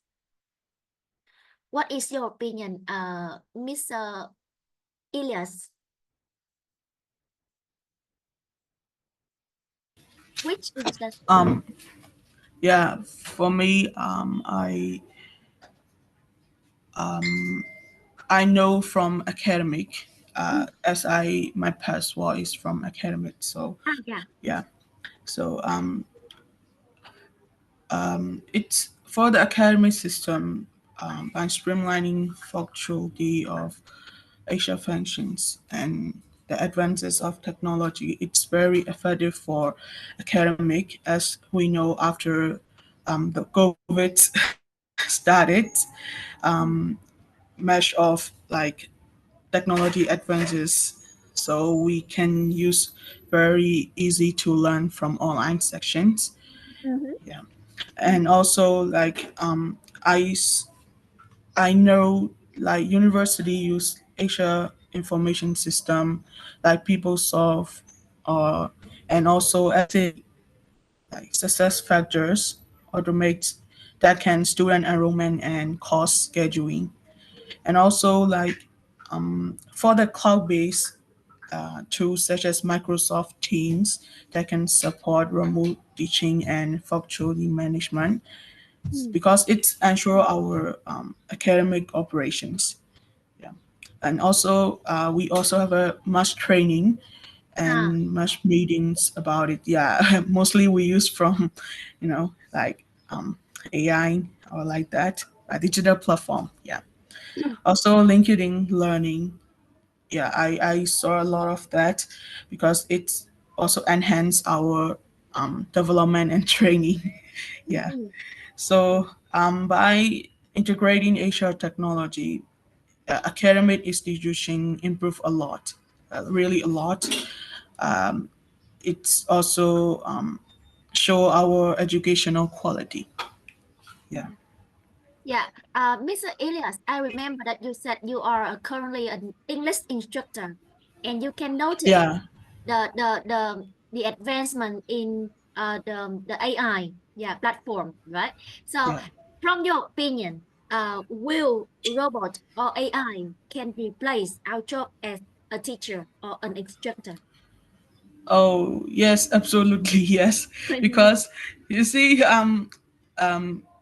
not only robots, because YouTube, it's become a second teacher. Yeah, you see that like YouTube become like a second teachers to self-learning students. Yeah, and I think robots can take place from real people. Yeah. So And continue. Yeah. yeah, like AI power personalized learning, like virtual tutors, automated, and also you see we use automated grading transformation system. Yeah, and like for example, like Duolingo. Yeah. See, we yeah, well, yeah, we have to take the test before to apply in the university. Like for the second non-native, like second language country, we have to fill the test like IELTS, Yeah. Duolingo. Yeah, that's really customize our learning experience. Also, like there's a lot of advantage for healthcare and medical technology. And also, yeah, hospitality and customer service. It's really, yeah, like development over the technology advances. Mr. Elias, I really appreciate the fact that you recognize the risk of being replaced by AI, by Yeah. the technology. So, as an instructor, as a teacher, how can we compete?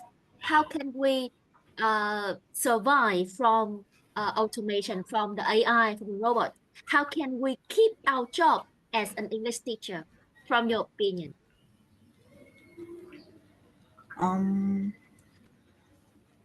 I think we have to go with the flow. Like we need to for me, I mostly taught from online. So I originally use the AI tools like Zoom, like the platform of Zoom, and my Google Meet to teach online from globally. You see, so we have a lot of networking communications from around the world. So I think has also have positive and also negative. So yeah, for me, yeah, yeah, it's really useful for me. Before COVID, COVID is really attack people. So I think it's very useful for me to use like this platform so I can communicate globally with students. Yeah, Yeah. and also yeah, it's if it's improve our communication and also AI, emotional intelligence, and critical thinking that Yeah. which AI can replicate. Yeah. That's AI can replace our skills. It's called like develop digital and soft skills. Okay. And yeah, like AI is actually AI cannot replace from us. Emotional intelligence. Okay. So thank you so much, Mr. Elias, for your sharing. I love the way that you pick out two critical terms that the AI cannot replace the human labor, the emotional intelligence and creativity. Yeah, we will discuss in detail in the next class, but I think actually this is the very important aspect that we need to take into account when we look at the rising of the technology and AI, and we look at our current job. How can we compete with the AI labor? Okay, so thank you so much for your sharing, Mr. Elias. Yeah, Okay, true. Mr. Ming, what is your opinion for this question? In which industry sector do you observe the influences from automation, AI, or technological advances? Yes, of course. I have my job is electrical engineering, so I think robots are very important in near future for manufacturing products like gun manufacturing and electrical device manufacturing. That kind of things are happening now, but like Miss Elias described in healthcare and medical technology, we can use AI. Some ask you can ask what is your what's your feeling, and you can say the sentence what you're feeling right now. So the app answer what medical you should take like that. But in the other way, they treating in with doubters, they don't have a common sense. I think sometimes if you don't know exactly what happened, I think it can be misleading. Yes, like that. Okay. So you pick out some industry like manufacturing, engineering that Yeah. witness the enhance the influence from the AI automation. And the same question with Mr. Elias. Do you think that your job will be replaced by the AI in the future?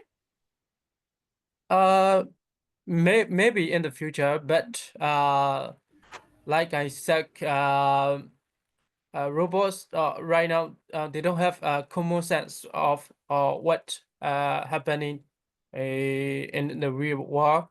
They just work with the data. So for now, I guess they can exactly replace our work right now, but for the future, maybe. Maybe. Okay. Yeah. So in the current in at the present, so maybe the AI, the technology cannot replace the human labor, but we can see that they are developing significantly quickly. Yeah. Maybe in the future it will replace our job. So based on that understanding, what do you think? What kind of skill and knowledge you will need to improve or equip yourself to remain competitive in the labor market and not to be replaced by the robot?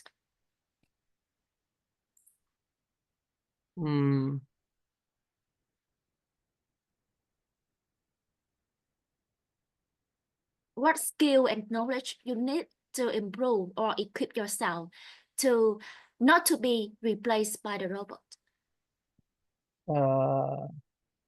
Sorry, I don't have any idea with that right now. Okay, thank you, Mr. Okay. Lee, for your sharing. Okay, Yeah. so are there anybody help me with this question? Yeah, like so contribute my academic part. Like we AI can't replace entirely because it lacks human connection, emotionally intelligent, and adaptability to individual human needs.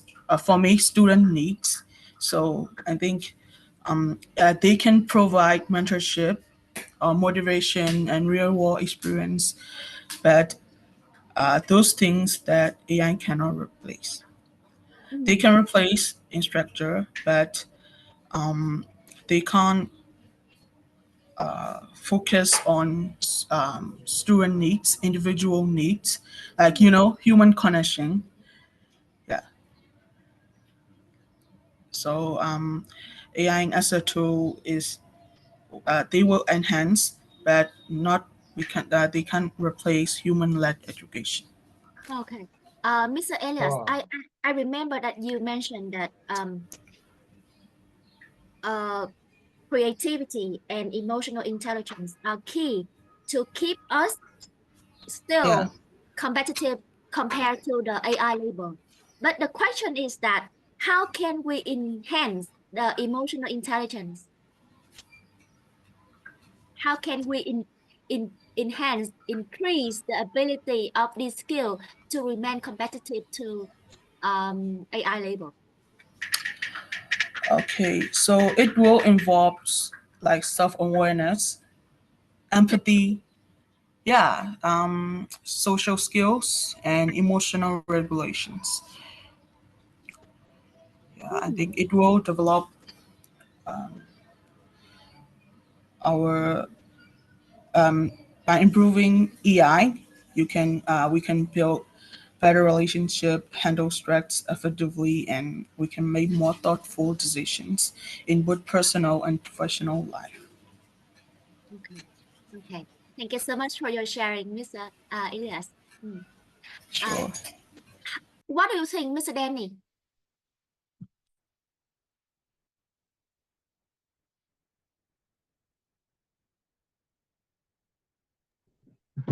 Hello. Yeah, I can hear you. So please, are we still on the question about the industry sectors, or is a different question? Are we still on the question on the screen? Yes. Yeah. Okay. On the screen. Yeah. All right. So I can also talk about agricultural sector. And when we talk about the agricultural sector, you can see that now robots have advanced in agricultural sector by the use of drones for crop monitoring, for crop harvesting, for irrigation systems. So things that usually were being done manually, that could delay time frame, that could delay harvesting, that could delay mass production. Now they are using technologies to advance in the agriculture sector. In that way, they are producing more food for the country and even exporting it to other countries. So technology has also advanced in the agricultural sector recently, and it's also improving very well in that sector. Okay, so agriculture sector Yes. is of the sectors that influenced by the AI, the automation. Yeah. Thank you so much for your sharing. Thank you. Yeah. From the sharing of our classmates, we can see that there are a lot of sectors that will be influenced by the AI, the automation, or the technological advances. For example, manufacturing, education, healthcare, medical services, or agriculture, like Mr. Danny has already mentioned. So for the manufacturing, you can see that robots are extending their function and increasingly being used across supply chain, warehouses, and transportation. Some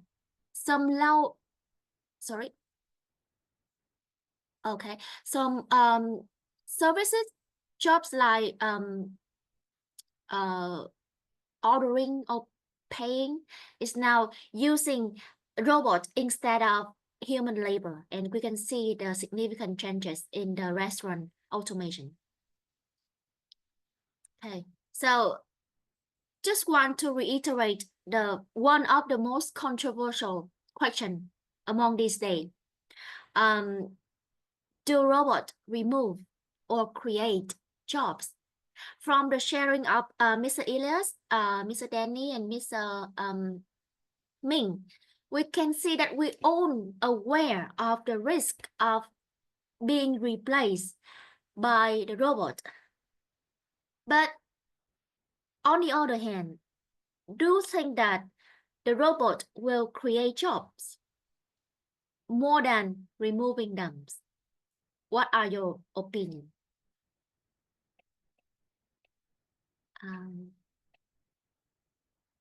How about you, Mr. Tom?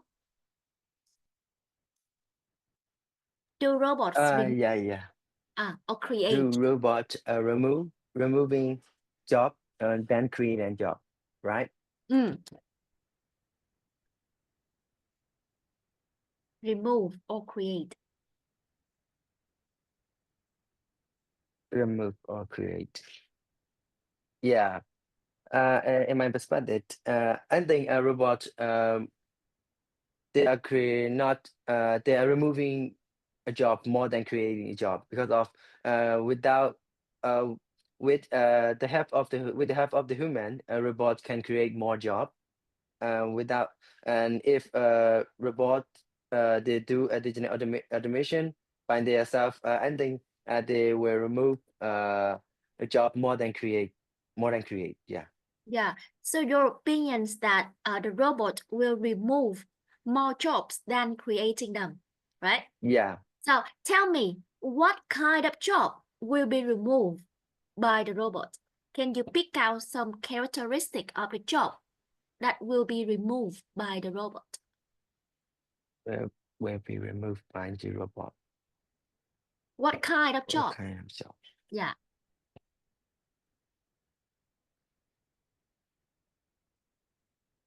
Yeah. I can't think anyone. Okay. Thank you so much, Mr. Town. Go back later. Thank you. Yes, Okay. Mr. Elias. Yeah. Share your ideas.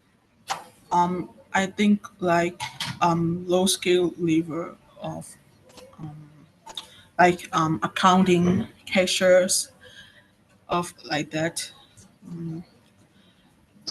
But it's like industry that adapt reskilling workers, integrating human expertise will benefit the most. So it's ensure a balance between job displacements and job creations. Okay. So from your opinion, jobs with low skill like accounting or cashier will be removed by the robot. Okay. Yeah, like manufacturing sector, data entry, and customer service. Yeah. The More low, like that.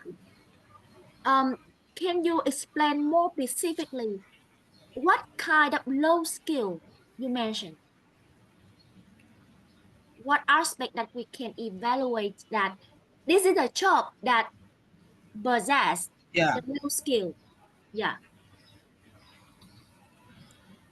Like for manufacturing, I think line worker that robot can handle like welding, packaging, and quality control services like that. Just for manufacturing. So like I talked about retail, like cashier and assistants.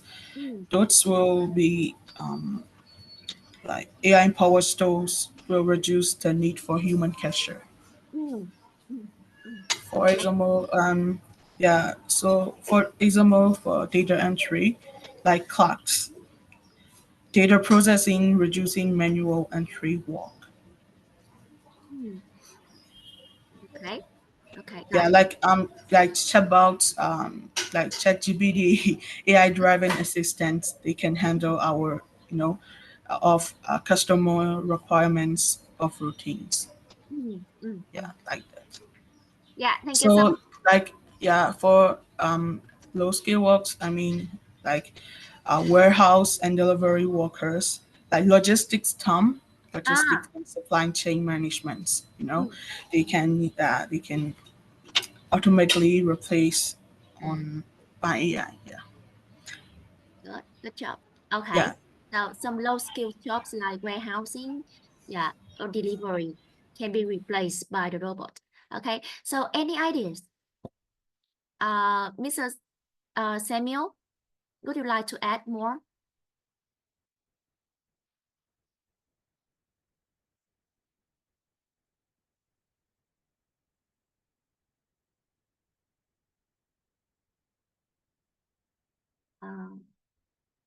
Can you hear me?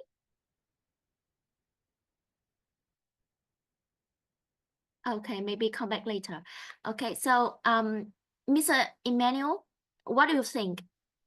What kind of job that will be removed or removed from the automation or the AI or the robot, in your opinion?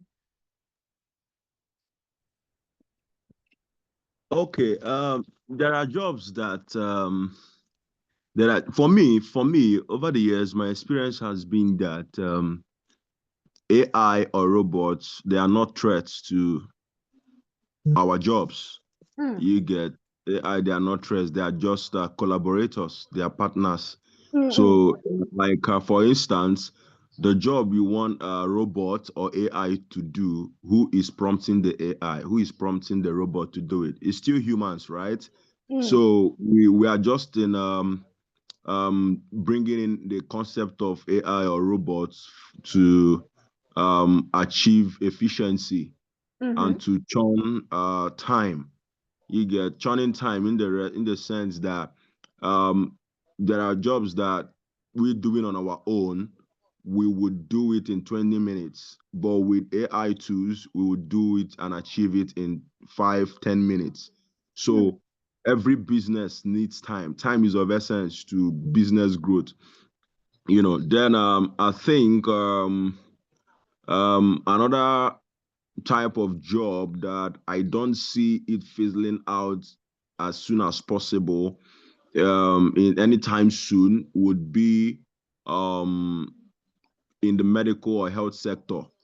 With respect to our medical doctors, you know, so there are I think basically the only thing I'm seeing in a medical sector that can really change is clinical trials.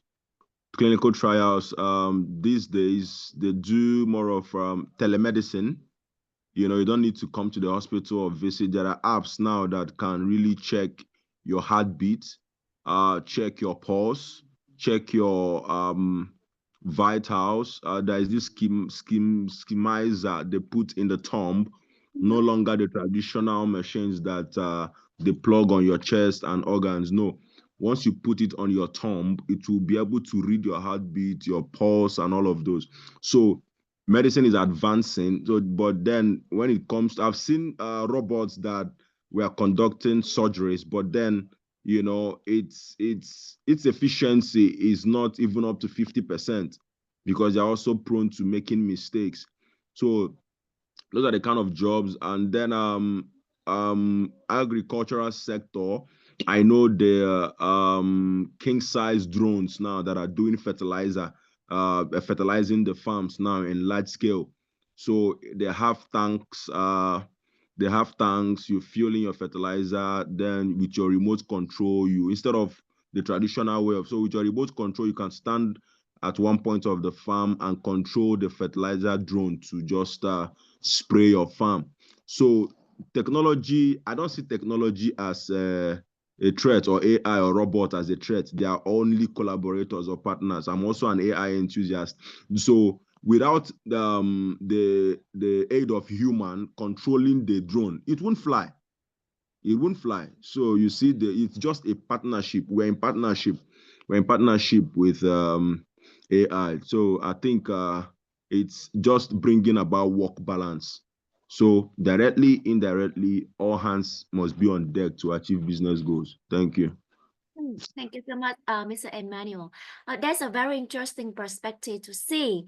The robot is not the competitor or the threat, but it is like a supporter, a collaborator who can help us remove the manual on the repetitive task. I think that the way that we perceive the level of involvement from the AI will influence the way we work and change our perspective. And I really appreciate your own opinion. And we are in the digital era, and maybe we are not replaced by the robot, but we are replaced by the people who will be able to use AI and technology to enhance their job better. So this perspective is very important, and I hope that you can keep it in mind. Okay, so the extent to which a worker gain or lost from automation depends on a multiple numbers of factors such as skill level and whether the worker is a complement or a substitute to a robot, like Mr. Elias has mentioned before, the low skill work. Okay, so technological advances can be considered as a double-edged sword. Although some automation does replace human labor, other forms can help create new jobs. And when done carefully, the automation can have a positive impact on productivity, engagement, and customer value. This is because it allows human workers to focus on the human aspect of work. For example, you can notice that the robots have already replaced people in many highly repetitive manufacturing tasks in developed economy. But in the areas of niche and advanced manufacturing, such as in making art, customized and unique fashion garments, the use of robots will likely create jobs. So in our fourth session on learning and development, we will revisit this discussion point and explore in depth the critical job characteristics that distinguish roles susceptible to automation from those that are not.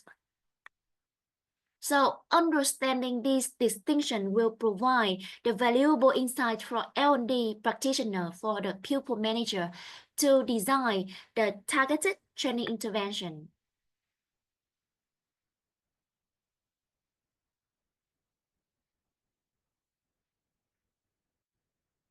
So in our previous sharing, I noticed that Mr. Elias has mentioned that the emotional intelligence, the creativity, are those key to keep the human labor competitive to the AI labor.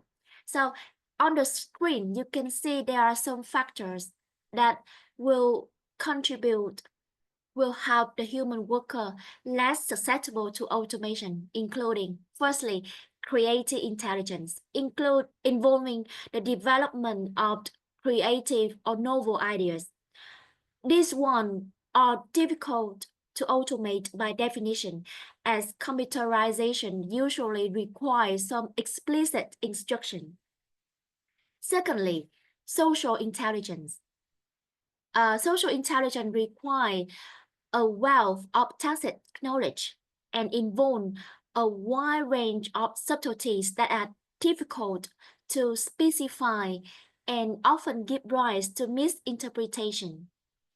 And finally, perception and manipulation, because it is challenging to perceive and interact with unstructured physical environment. So those one possess three factors: creativity, social intelligence, and perception manipulation will be less susceptible to AI or automation.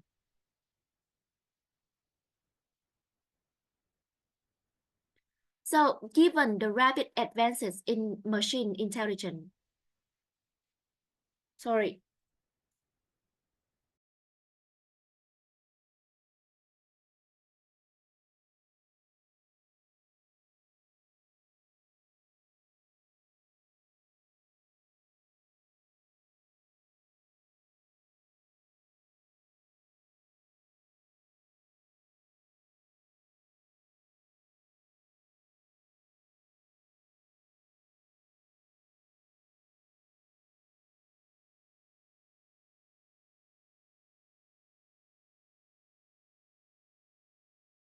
Okay, sorry. So the implication for HR, when we understand the risk as the opportunity that the machine or the automation can bring.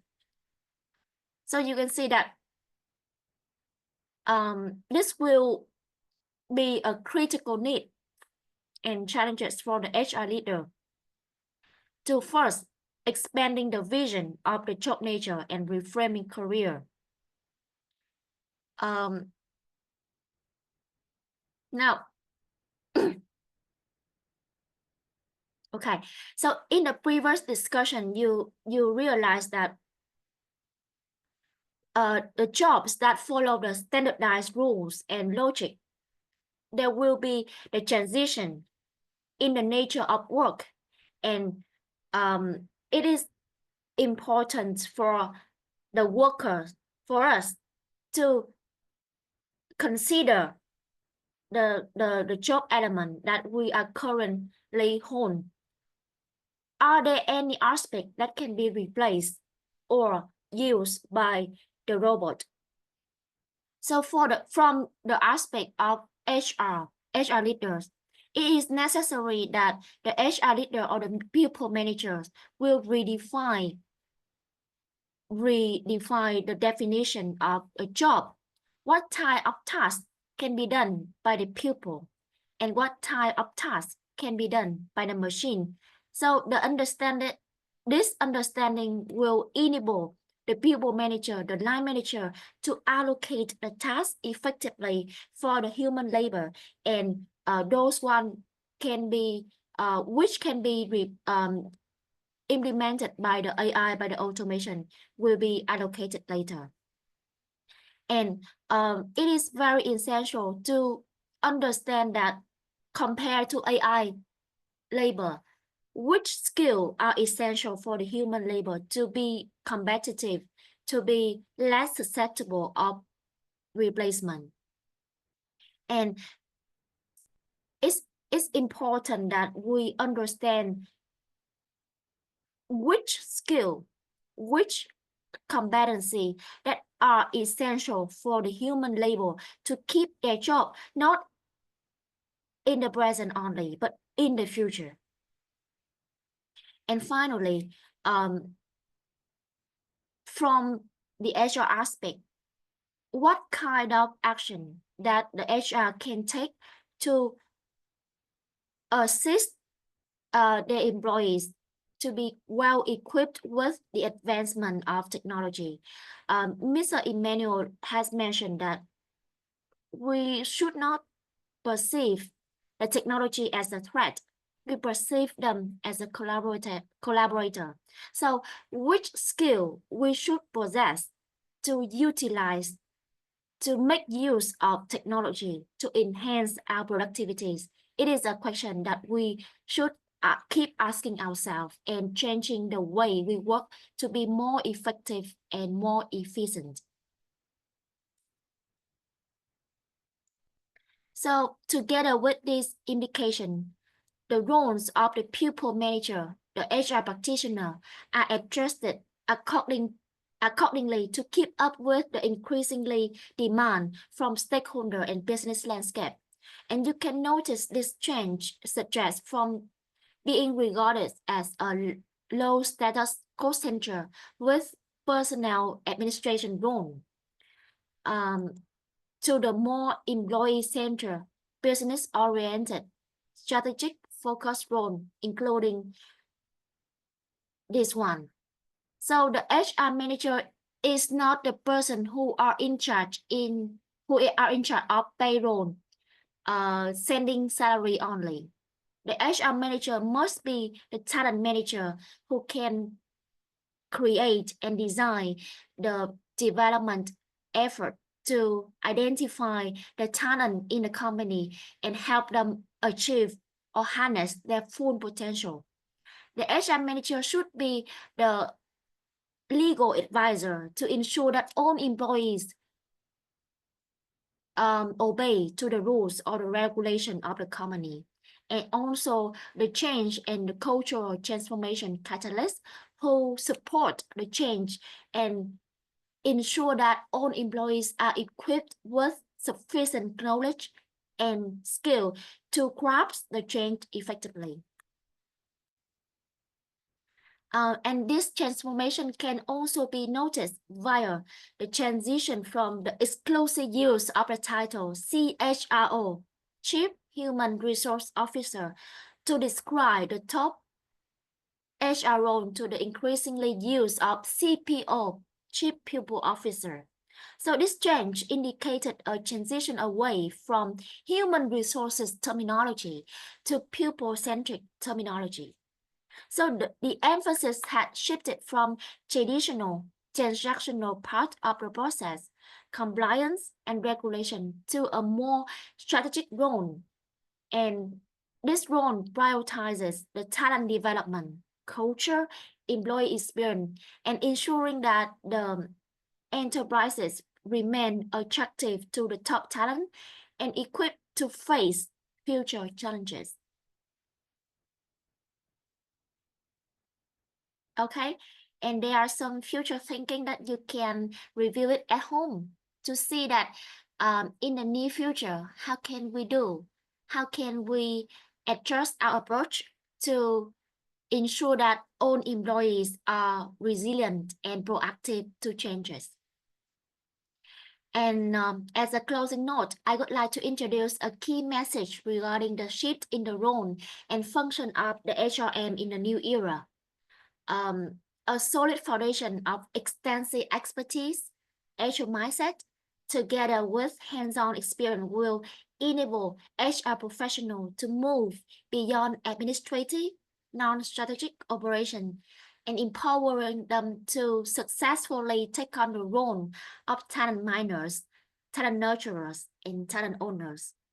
I believe that all of you will at least take on the role of the people manager, the manager in your department in the future. So if you are assigned with the position of managing people, try to make use of them, try to encourage them to harness their potential, try to supervise their performance, but still encourage them to reach further, to move beyond their current position and try the best. I think that is enough to our very first class. Thank you so much for your hard work from the morning to the afternoon. I think that you make a very hard work, and I really appreciate your ideas, your perspective. And thank you so much for joining me today. We will have the next class on the next Saturday, and I look forward to your ideas, your perspective in the class also. So after this class, I will send a follow-up email reminding you of some important learning point that you should review after class and be ready for the next learning section. So thank you so much, and wishing you a nice weekend. See you next week. Thank you so much, and happy Women's Day to all Yeah, of you. happy Christmas Day. Happy Christmas Day. Thank you. Goodbye. All right, thank you. Yeah. Bye-bye. Thank you. Thank you. Goodbye. Have a nice weekend. Thank you. Bye-bye. Bye. See you. See you.